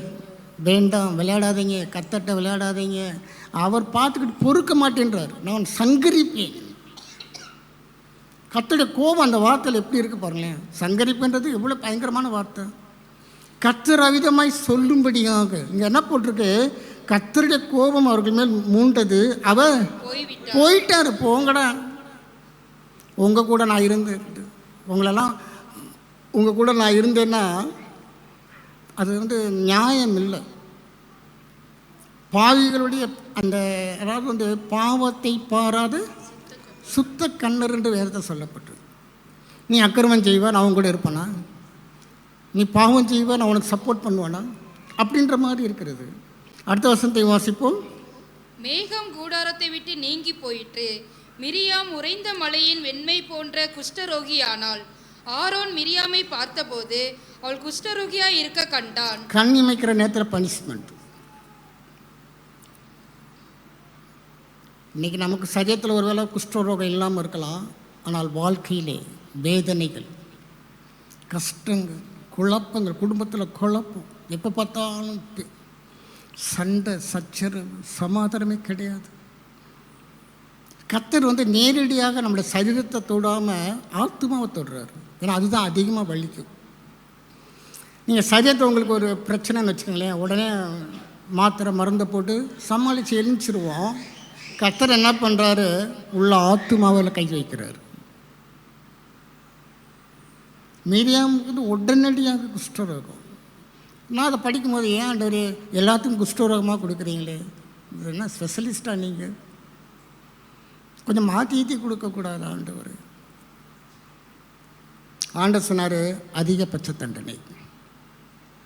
சரீரத்தில் வேதனை, சமுதாயத்தில் நுழைய முடியாது, கல்லெறிஞ்சு கொண்டுருவோம். நீ போகிறதா இருந்தால் கத்திக்கிட்டே போகணும். தீட்டு தீட்டுன்னு நீ தான் கத்தணும்.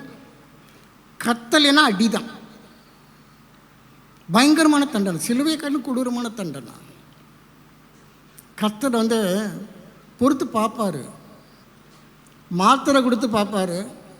அடங்கலையா கொஞ்சம் மருந்தையும் கூட்டி கொடுப்பார். இல்லைன்னா ரண வைத்தியம்தான், ஆப்ரேஷன் ரிமூவ் பண்ணிவிடுவார். ஆப்ரேஷன் பண்ணி அப்படி தானே பண்ணுறாங்க. அந்த பகுதியை கழட்டி வெளியே போட்டுருவாங்க. இது இருந்துக்கிட்டு ரொம்ப உறுத்தலாக இருக்குது, கழட்டி போட்டு. யாரை குறித்து நம்ம பேசக்கூடாது.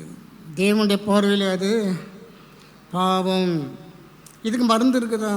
எல்லாத்துக்கும் கத்த மருந்து வச்சுருக்காரு. 1 பேதுரு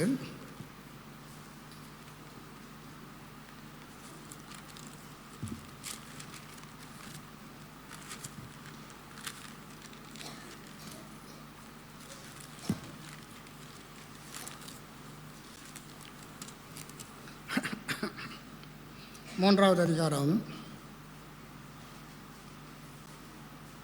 10வது வசனத்தை வாசிப்போம். ஜீவனை விரும்பி நல்ல நாட்களை காண வேண்டும் என்று இருக்கிறவன் பொல்லாப்புக்கு தன் நாவையும் கபடத்துக்கு தன் உதடுகளையும் விலக்கி காத்து.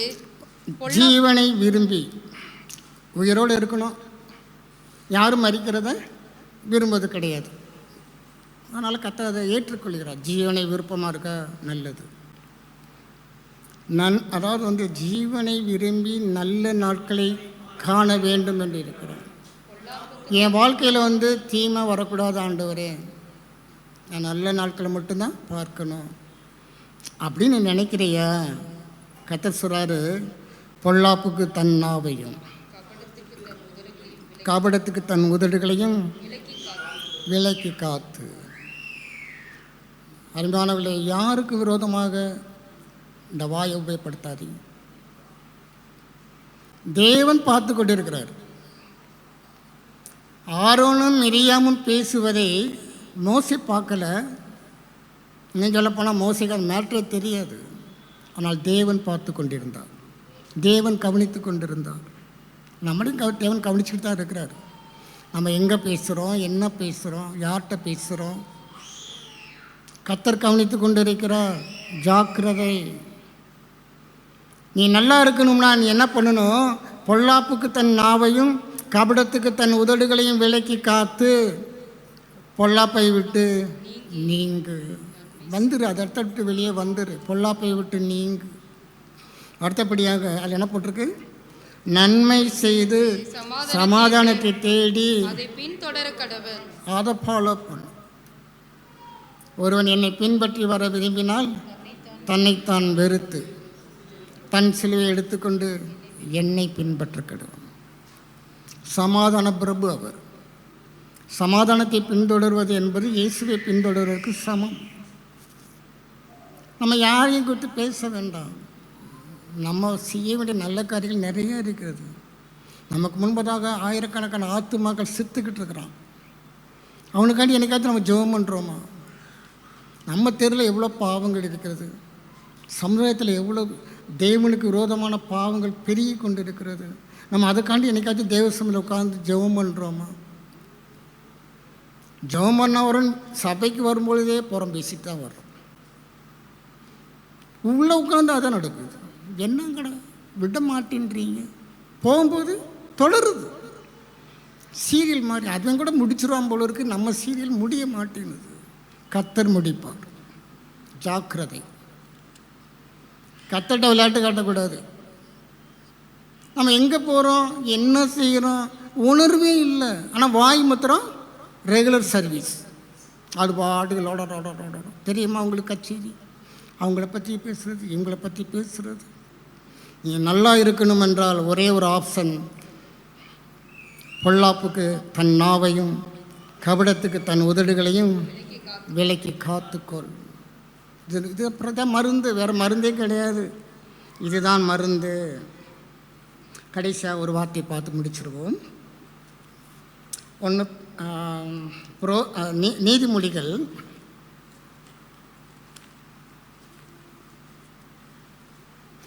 16 நிறைய இருக்குது.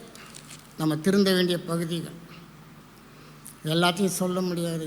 கொடுக்கப்பட்ட நேரத்தில் எவ்வளோ சுருக்கமாக சொல்ல முடியுமோ அதை நான் ஆவியானவங்களோடு பேசி கொண்டிருக்கிறேன். நிறைய இருக்கிறது. வேதத்தை அதை படிக்கும் அந்த கான்செப்டில் படிக்கணும். கோபம், எரிச்சல். அவ்வளோ கோபத்தில் தன் மனைவி வெட்டி போட்டுட்டான். அவன் ரொம்ப லவ் பண்ணி கட்டின மனைவி அந்த சடனாக வந்த கோபத்தில் அவளை கொண்டுட்டான். வாழ்நாள் எல்லாம் அழுதான். ஐயோ, என் மனைவி, நான் நேசிக்கிற மனைவி, நான் விரும்பி கல்யாணம் கட்டிட்ட என் மனைவியை நானே கொண்டுட்டேனே. காரணம் கோபம். நிறைய இருக்கிறது. நமக்குள்ளே எல்லாம் ரொம்ப செக்யூர்டாக இருக்குது. அதான் பிரச்சனை. சில பிசாசுக்கு தலையை விரித்து போட்டு ஆடும். சில பிசாசுக்கு தலையெல்லாம் தலையை விரித்து போட்டுலாம் ஆடாது. உள்ளே உட்காந்து நம்மளை ஆட்டி வைக்கும். நம்ம தான் ஆடுறோம், பிசாசு ஆடலை. அது உள்ள செக்யூர்டாக இருக்குது. நமக்குள்ளே இருக்கிறது நாம் தான் ஆடிக்கொண்டிருக்கிறோம். நம்மளை ஆட்டி வச்சுக்கிட்டு இருக்கிறோம் பிசாசு. ஜாக்கிரதை. நீதிமொழிகள் 16-18 வசனத்தை வாசிப்போம். அழிவுக்கு முன்னானது அகந்தை, விழுதலுக்கு முன்னானது மனமேட்டிமை. அழிவுக்கு முன்னானது அகந்தை. கொஞ்சம் வாழ் வந்துடுச்சுன்னா பார்க்குற பார்வை மாறிடுது. பேசுகிற பேச்சு எடக்கு, எகத்தாளம், நக்கல், நையாண்டி, நேற்று வரைக்கும் இருந்த இடம் தெரியாது, கொஞ்சம் வாழ்வு வந்த உடனே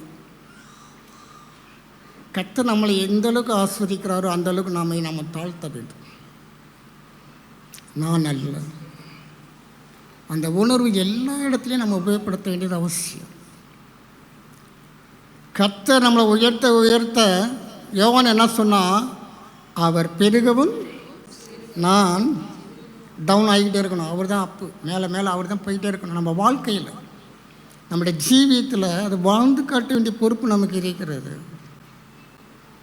அழிவுக்கு முன்னானது அகந்தை, விழுதலுக்கு முன்னானது மனமேட்டிமை. இதெல்லாம் உள்ளுக்குள்ளே இருக்கும், வெளியெல்லாம் காட்டிக்கிடாது. நம்ம டீசெண்டாக தான் நம்மளை கொள்ளும். சைலண்ட் கில்லர்னு சொல்லுவாங்க பார்த்தீங்களா, ஸ்லோ பாய்சனை கொடுத்து சைலண்ட் கில்லர். இதெல்லாம் நம்மளை அமைதலாக நம்முடைய ஆத்மாவை நரத்து கொண்டு போய் விட்டுட்டு வந்துடும். நம்முடைய சரீரத்தை பாதிக்க பண்ணும், நம் குடும்பத்தை பாதிக்க பண்ணும், நம்முடைய சந்ததிகள் பாதிக்கப்படுவார்கள். இப்போ தெரியாது, இப்போ பார்க்கறதுக்கு நல்லா தான் இருக்கும், ஒன்றும் இல்லை, எல்லாம் ஜாலியாக தான் இருக்கிறோம். எங்கள் வீட்டில் பாரு, ஒரே ஆட்டம்தான், பாட்டம்தான், கொண்டாட்டம்தான், திண்டாட்டமும் வரும். கர்த்தர் அதுக்கு ஒரு நாளை வைத்திருக்கிறார். விதைப்பதற்கு ஒரு காலம் உண்டு என்றால் அறுவடைக்கு கர்த்தர் நாட்களை வைத்திருக்கிறார். ஜாக்கிரதை, விளையாடக்கூடாது, கர்த்தர்கிட்ட விளையாடக்கூடாது. நான் தொடர்ந்து அதே பாவத்தில் உணர்வே இல்லை, தெரிய மாட்டேன்னுது. நம்ம செய்கிற தப்புன்றத நமக்கே தெரிய மாட்டேன்னு, அதான் பிரச்சனை. பிசாசு உள்ளுக்குள்ள அமைதலாக, அதுதான் டேஞ்சர். ஸ்மோக் பண்ணுற கண்டுபிடிச்சிடலாம், கிட்ட வாய் போனாலே வாய் காட்டி கொடுத்துரும். ஒருத்தன் மது குடிச்சிருக்கான்னு வச்சுக்கோங்களேன், அவன் தூரத்தை நடந்து வரும்போதே தெரியும் உள்ள சரக்கு போயிருக்கு. ஆனால் இந்த பாவங்கள்லாம் சைலண்ட்டாக இருக்கும், வெளியே காட்டிக்கிடும். அருமையானவர்களே, அழிவுக்கு முன்னானது அகந்தை, விழுதலுக்கு முன்னானது மனமேட்டிமை. 2 நாளாகமும்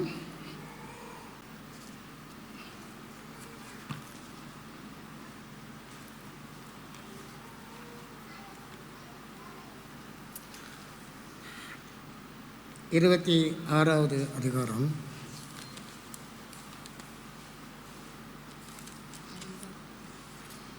உசியான்னு சொல்லி ஒரு ராஜா இருந்தான். நீங்கள் வீட்டில் போய் அதை படித்து பாருங்கள். நேரம் இல்லாதனால நான் நீங்கள் வீட்டில் உட்காந்து எல்லாம் பொறுமையாக படிங்க. கர்த்தர் அவனை ஆசீர்வதித்தார். அவனும் சில விஷயங்களை கர்த்தருக்கு பிரியமான காரியங்களை செய்தான். அதனால் கர்த்தர் அவனை பல மடங்கு ஆசீர்வதித்தார். அவன் நினச்சதெல்லாம் கர்த்தர் வாய்க்க பண்ணினார். 26ல் 15வது வசனத்தை வாசிப்போம். கோபுரங்கள் மேலும் அலங்க கோடிகள் மேலும் நின்று அம்புகளையும் பெரிய கற்களையும் பிரகிக்கிறதற்கு நிபுணரான தொழிலாளிகள் கற்பித்த எந்திரங்களையும் அவன் எருசலேமில் உண்டாக்கினான். அப்படியே அவன் கீர்த்தி வெகு தூரம் பரம்பிற்று. அவன் பலப்படும் மட்டும் ஆச்சரியமாய் அவனுக்கு அனுகூலம் உண்டாயிற்று. ஆச்சரியமாய் இது கர்த்தராலே உண்டாயிற்று, நம்முடைய கண்களுக்கு ஆச்சரியம். கர்த்தருடைய ஆசீர்வாதம் அப்படி தான் இருக்கும். யாராக இருந்தாலும் சரி, நாம் மனம் திரும்பி தெய்வ சமூகத்தில் நாம் சரியாக இருப்போம் என்றால் தெய்வன் நம்மளை அவ்விதமாக ஆஸ்வதிக்கிற தேவன். இந்த உசியாவின் கர்த்தர் அப்படி தான் ஆஸ்வதித்தார். இது முன்னாடிலாம் என்ன பார்த்தா நான் என்னென்ன செஞ்சான்னு போட்டுக்கு நேரம் இல்லை, அதனால் நான் அதெல்லாம் வாசிக்கலை. நீ வீட்டில் போய் அதெல்லாம் படித்து பாருங்கள். அவன் கீர்த்தி வெகு தூரம் பரம்பிற்று. அடுத்தபடியாக அவன் பலப்படும் மட்டும் ஆச்சரியமாய் அவனுக்கு அனுகூலமான தேவன் ஆபத்து காலத்தில் அனுகூலமான துணையுமானவர். இவனுக்கு அந்த மாதிரி கர்த்தர் ஆசீர்வதித்தார். என்ன நடந்துச்சுன்னு பார்த்தீங்கன்னா 16வது வசனத்தை வாசிப்போம். அவன் பலப்பட்ட போது தனக்கு கேடு உண்டாகும் மட்டும் அவனுடைய மனம் மேட்டிமையாகி தன் தேவனாகிய கர்த்தருக்கு விரோதமாக மீறுதல் செய்து தூபபீடத்தின் மேல் தூபம் காட்ட கர்த்தருடைய ஆலயத்துக்குள் பிரவேசித்தான். இவன் ஆசாரியன் கிடையாது, இது அவனுடைய வேலையும் கிடையாது. ராஜாங்கத்தில் கர்த்தர் ஆசீர்வதித்ததுனால, சில மேன்மையில் கர்த்தர் கொடுத்ததுனால இவன் என்ன நினச்சிட்டான், நானே ராஜா நானே மந்திரி.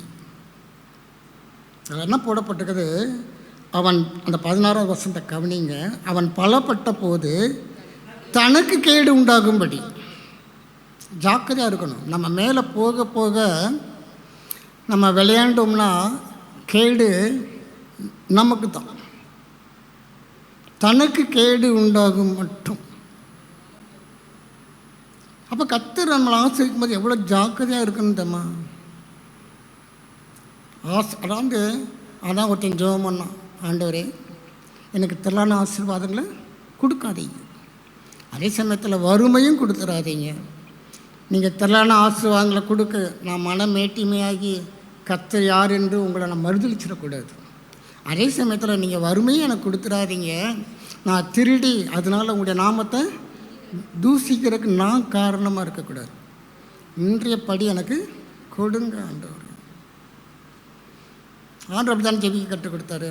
இன்று எங்களுக்கு வேண்டிய ஆகாரத்தை போதும் ஆண்டவர், இன்றைக்கி எங்களை போசிங்க போதும் என்கிற மனதுடனே கூடிய மிகுந்த ஆதாயம். இங்கே பார்த்தீங்கன்னா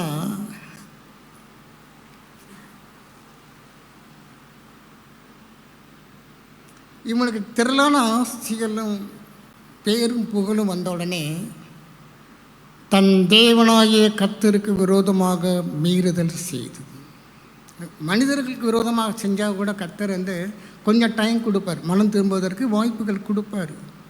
இவன் என்ன பண்ணான நேராக கர்த்தர்கிட்டே போயிட்டான். லூசிபர் என்ன பண்ணால், நான் உன்னத பருவத்தில் ஏறுவேன், சிங்காசனம் அமைப்பேன், நானும் தேவனைப் போல என்னை சமமாக்குவேன். கர்த்தர் அங்கேருந்து ஒரு உதை கொடுத்தார் பாருங்களேன், நேர கீழே தான் விழுந்தான். கர்த்தர் தான் அவனுக்கு அந்த ஸ்தானத்தை கொடுத்தாரு. ஆசீர்வதிக்கிறது கர்த்தர் என்பதை மறந்து நான், என்றைக்கு நம்ம மனசுக்குள்ள நான்ன்ற எண்ணம் வருதோ அன்னைக்கு நமக்கு அழிவுன்றதை நம்ம உணர்ந்துக்கணும். உடனே பிரேக் போட்டுடுங்க.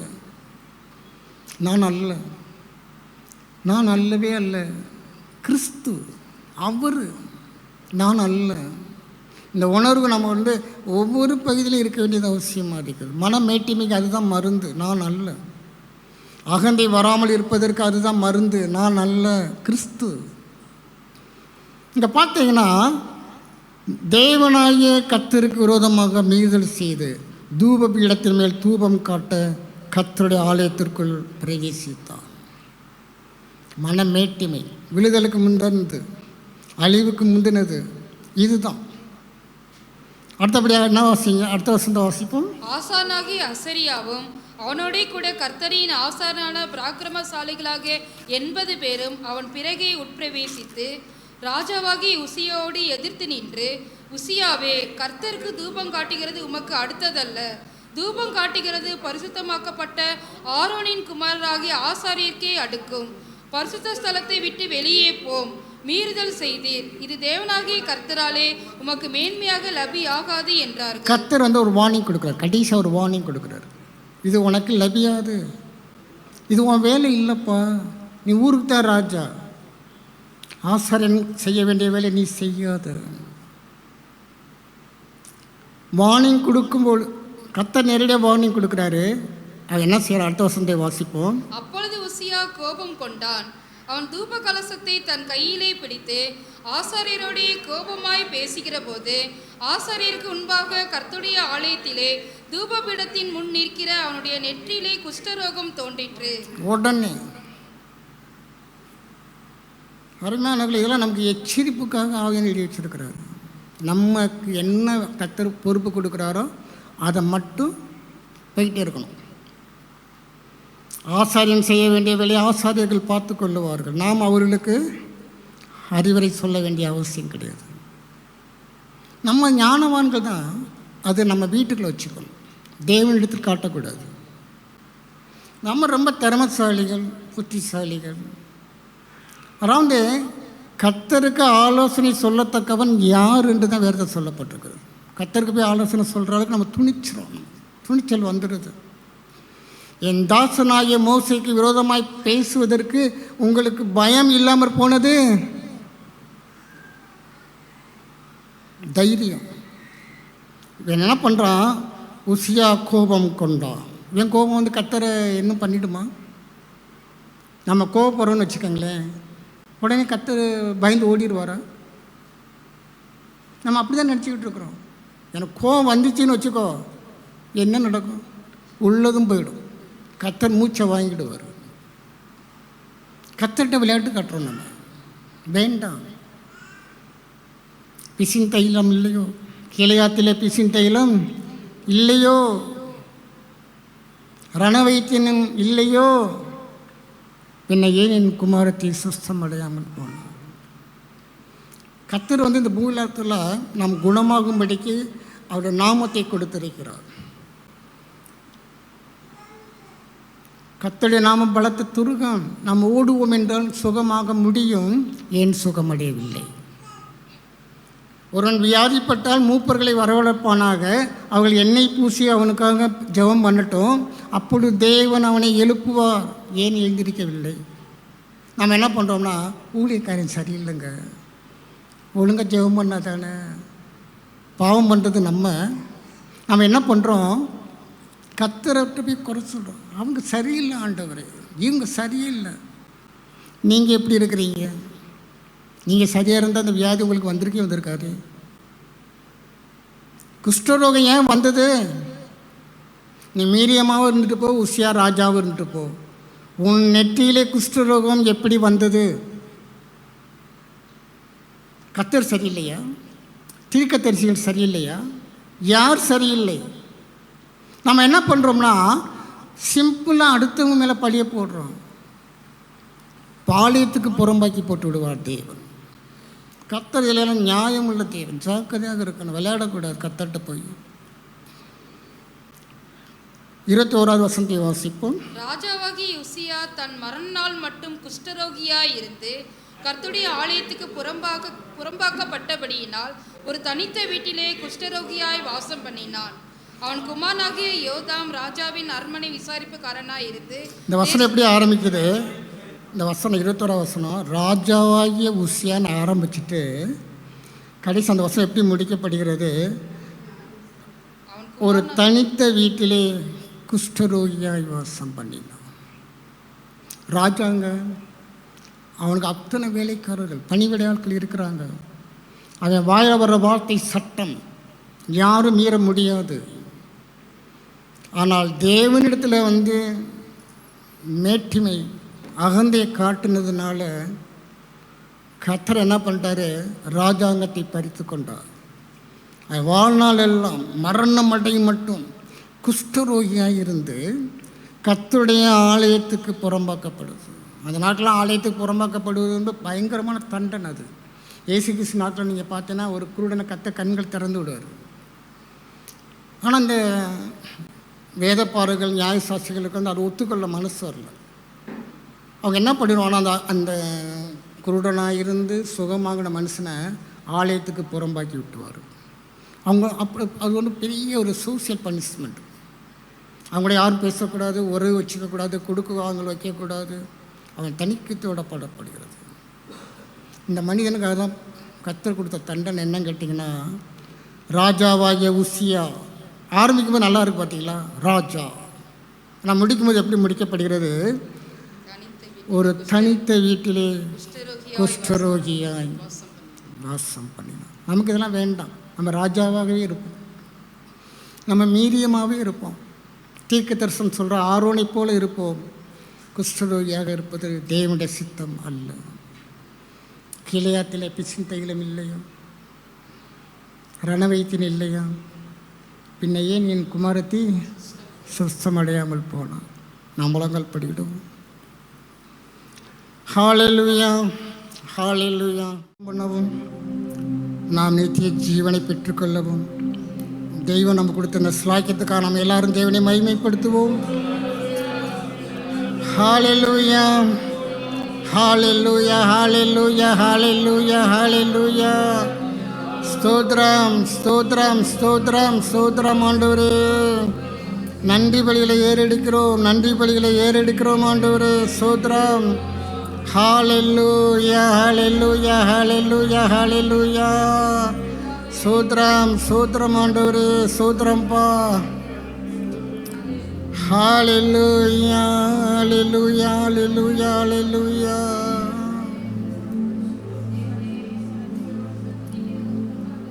எத்தனையோ பேர் கிடைக்காத ஸ்லாக்கியம் இந்த கால நேரத்தில் தெய்வம் நமக்கு கொடுத்திருக்கிறார்.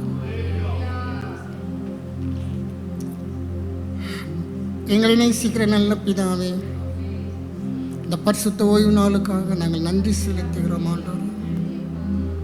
எங்கள் மத்தியிலே பிரசன்னமாய் இருக்கிறதுக்காக ஸ்தோத்திரம். உம்முடைய சமூகம் எங்களுக்கு பேரின்பமாய் இருக்கிறதுக்காக ஸ்தோத்திரம் ஆண்டவர். நாங்கள் ஏறெடுத்த துதிகளையும் ஸ்தோத்திர பலியிலும் தெய்வம் ஏற்றுக்கொண்டதுக்காக நாங்கள் நன்றி செலுத்துகிறோம். எங்கள் ஆராதனையை நீங்கள் மகிமைப்படுத்தினபடியால் ஸ்தோத்திரம் ஆண்டவரே. உம்முடைய நாமத்தை நாங்கள் உயர்த்தி பிடிக்க கர்த்தர் கொடுத்த இந்த சிலாக்கியமான நாளுக்காக நாங்கள் நன்றி பலிகளை ஏறெடுக்கிறோம்.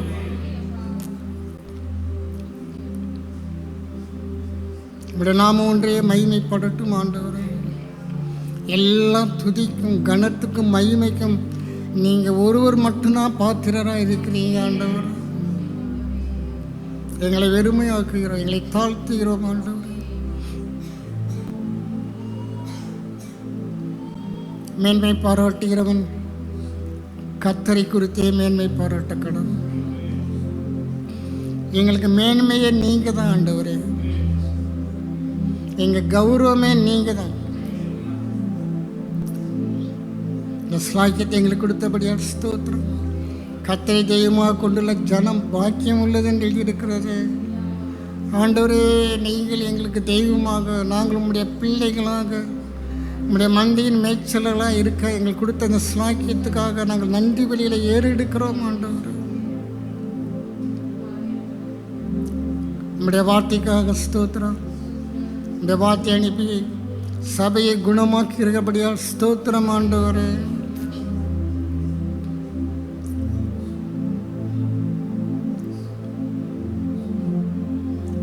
ஆவி ஆத்மா கணுக்களை ஆண்டவரே உட்புகுந்து நீர் குணமாக்குகிற தெய்வம் ஆண்டவர்.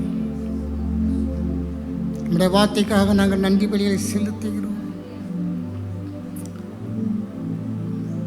எல்லாவற்றை பார்க்கிலும் தேவன் தம்முடைய வசனத்தை மகிமைப்படுத்தியிருக்கிறார் என்று எழுதியிருக்கப்பட்டது.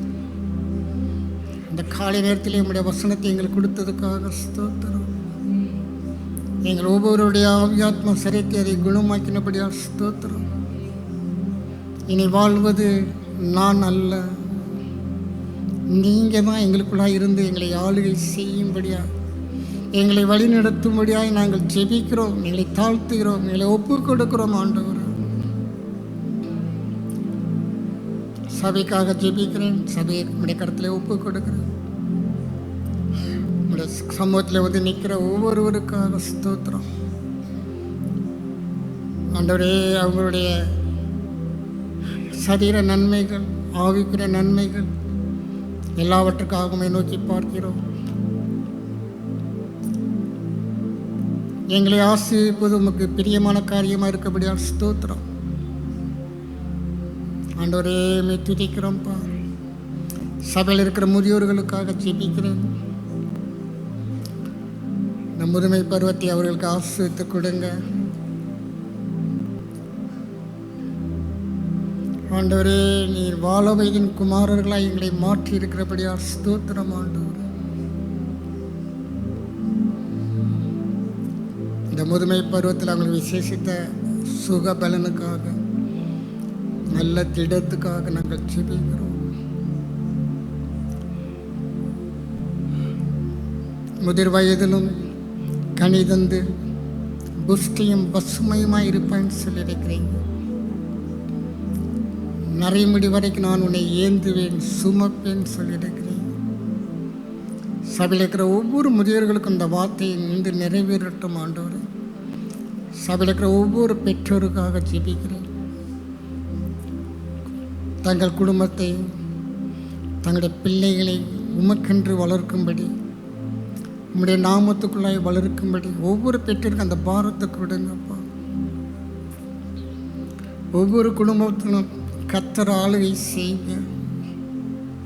உம்முடைய பிரசன்னம் ஒவ்வொரு குடும்பத்திலையும் காணப்படும் மட்டும் ஆண்டவரே, விசுவாசிகள் அதை வாஞ்சிக்கும்படியாக, அதற்காக பிரயாசப்பட அப்படிப்பட்ட காரியங்களை தெரிந்து கொள்ள அவங்களுக்கு உதவி செய்யுங்கப்பா. தொழில் செய்கிறவர்களுக்காக, வியாபாரம் செய்கிறவர்களுக்காக, உத்தியோகத்தில் இருக்கிறவர்களுக்காக நான் ஜெபிக்கிறேன். ஆண்டவரே, சம்பாதிப்பதற்கு வேண்டிய பலனை நீர் கொடுக்கிறீங்க. ஐஸ்வர்யமும் ஆசையும் தேவனிடத்திலிருந்து வருகிறது என்று எழுதியிருக்கிறபடி நம்முடைய ஜனங்களுக்கு வேண்டிய மட்டும் நீ கொடுத்து திருப்திப்படுத்துகிற தெய்வம். ஜனங்களை ஆஸ்வதிங்க. ஒருவருக்கும் ஒரு குறையும் இல்லாதபடிக்கு எல்லாருடைய தேவைகளும் சந்திக்கப்படட்டும். நீங்கள் கடன் வாங்குவதில்லை, அநேக ஜாதிகளுக்கு நீ கடன் கொடுப்பான்னு சொல்லியிருக்கிறேன். கையின் பிரசங்களை ஆஸ்வதிங்க. பாக்கியமும் நன்மையும் அதிலே உண்டாக இருக்கட்டும் ஆண்டவரே. தொழிலை வர்த்திக்க பண்ணுங்க, வாய்க்க பண்ணுங்க, விருத்தி அடைய உதவி செய்யுங்க. செய்கிற வியாபாரத்தையும் அவ்விதமாய் கர்த்தர் பொறுப்படுத்திக் கொள்ளுங்க. நல்ல பிதாவே, நாங்கள் உம்மை துதிக்கிறோம். சபையில் இருக்கிற வாலிய பிள்ளைகளுக்காக ஜெபிக்கிறோம். விசேஷமாக வேலை செய்கிறவர்களுக்கு நல்ல ப்ரமோஷனை கொடுங்க. இந்த வாலிய பருவத்திலே தங்களுடைய பரிசுத்தத்தை காத்துக்கொள்ள அவங்களுக்கு உதவி செய்யுங்க. ஆண்டவரே, உம்மை துதிக்கிறோம்ப்பா. பாடற் குழுவுக்காக ஸ்தோத்திரம். இசைக்கருவி வாசிக்கிற பிள்ளைகளுக்காக ஸ்தோத்திரம். சபையில் ஊழியம் செய்கிறவர்களுக்காக ஜெபிக்கிறேன். ஒருவன் எனக்கு ஊழியம் செய்தால் பிதா அவனை கனம் பண்ணுவார் என்று எழுதியிருக்கிறது. ஊழியக்காரனுடைய சுகத்தை விரும்புகிற கர்த்தருக்கு நாங்கள் மகிமையை செலுத்துகிறோம். ஆண்டவரே, உம்மை துதிக்கிறோம்ப்பா. படிக்கிற பிள்ளைகளுக்கு நல்ல ஞானத்தை கொடுங்க, கல்விமான நாவை கொடுங்க. வேலை இல்லாத பிள்ளைகளுக்கு நல்ல வேலை வாய்ப்புகளை கட்டளையிடுங்க. திருமணத்திற்காக காத்திருக்கிற பிள்ளைகளுக்கு ஏற்ற துணைக்காக ஜெபிக்கிறேன். மனிதன் தனிமையாக இருப்பது நல்லது அல்ல, ஏற்ற துணையை நான் உண்டு பண்ணுவேன்னு சொல்லியிருக்கிறீங்க. சீக்கிரத்திலே சுதந்திரிக்க கர்த்தர் அனுக்கிரகம் செய்யுங்க ஆண்டவரே. தடைகள் எல்லாம் இயேசுவின் நாமத்தினாலே நீங்கி போகட்டும். ஒருவரும் பூட்டக்கூடாதபடிக்கு திறக்கிற தெய்வம் நீர் எங்கள் தெய்வமாக இருக்கிறபடியால் ஸ்தோத்திரம். ஆண்டவரே, உம்மை துதிக்கிறோம்ப்பா, உம்மை ஸ்தோத்தரிக்கிறோம். குழந்தைகளுக்காக ஜெபிக்கிறேன். கொடுத்த கற்பத்தின் கனிக்காக ஸ்தோத்திரம். பிள்ளைகள் கர்த்தரால் வரும் சுதந்திரமாக இருக்கிறபடியால் ஸ்தோத்திரம். பிள்ளைகளை ஆஸ்வதிங்க ஆண்டவரே. ஞானத்திலும் வளத்திலும் மனுஷ தயவிலும் தேவ கிருபையிலும் நாளுக்கு நாள் வளர்ந்து விருத்தி அடையும்படி கர்த்தர் பிள்ளைகள் மீது உடைய கரத்தை நீட்டும்படியாக ஜெபிக்கிறேன். இயேசு குழந்தைகளை அரவணைத்து ஆசீர்வதித்தார் என்று எழுதியிருக்கிறபடி இந்த நேரத்திலே சபையில் இருக்கிற ஒவ்வொரு குழந்தைகள் மீதும் உடைய பிரசன்னம் அமரட்டும் ஆண்டவர். பொல்லாங்கன் தொடாதபடிக்கு குழந்தைகளுடைய பாதுகாப்புக்காக, சரீர சுகத்துக்காக ஜெபிக்கிறேன். சபையில் வியாதியாக பலவீனமாக இருக்கிற ஆண்டவரே விசுவாசிகளுக்காக ஜெபிக்கிறேன். நல்ல சுகம் கொடுங்க, பலன் கொடுங்க. நீரே எங்களுக்கு வைத்தியராக இருக்கிறபடியா ஸ்தோத்திரம். உங்களுடைய வார்த்தை எங்களுக்கு மருந்தாக இருக்கிறபடியா ஸ்தோத்திரம். சாப்பிடுற அப்பத்தையும் கண்ணீரை ஆஸ்வதிங்க, வியாதியை விலக்கி போடுங்க.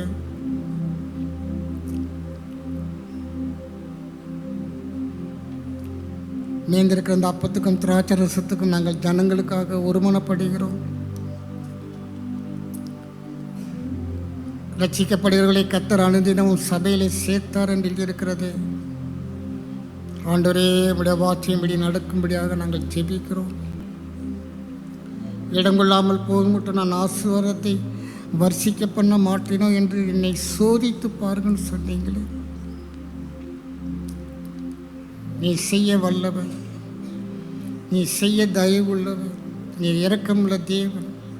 அழிந்து போகிற ஜனங்கள் சபையிலே வந்து சேர்க்கப்படட்டும், காயங்கள் கட்டப்படட்டும், குடும்பங்கள் வாழட்டும் ஆண்டவரே. எங்களுக்கு அல்ல கர்த்தாவே, எங்களுக்கு அல்ல, உம்முடைய நாமத்துக்கே மகிமை வர பண்ணும்படியாக நாங்கள் ஜெபிக்கிறோம்.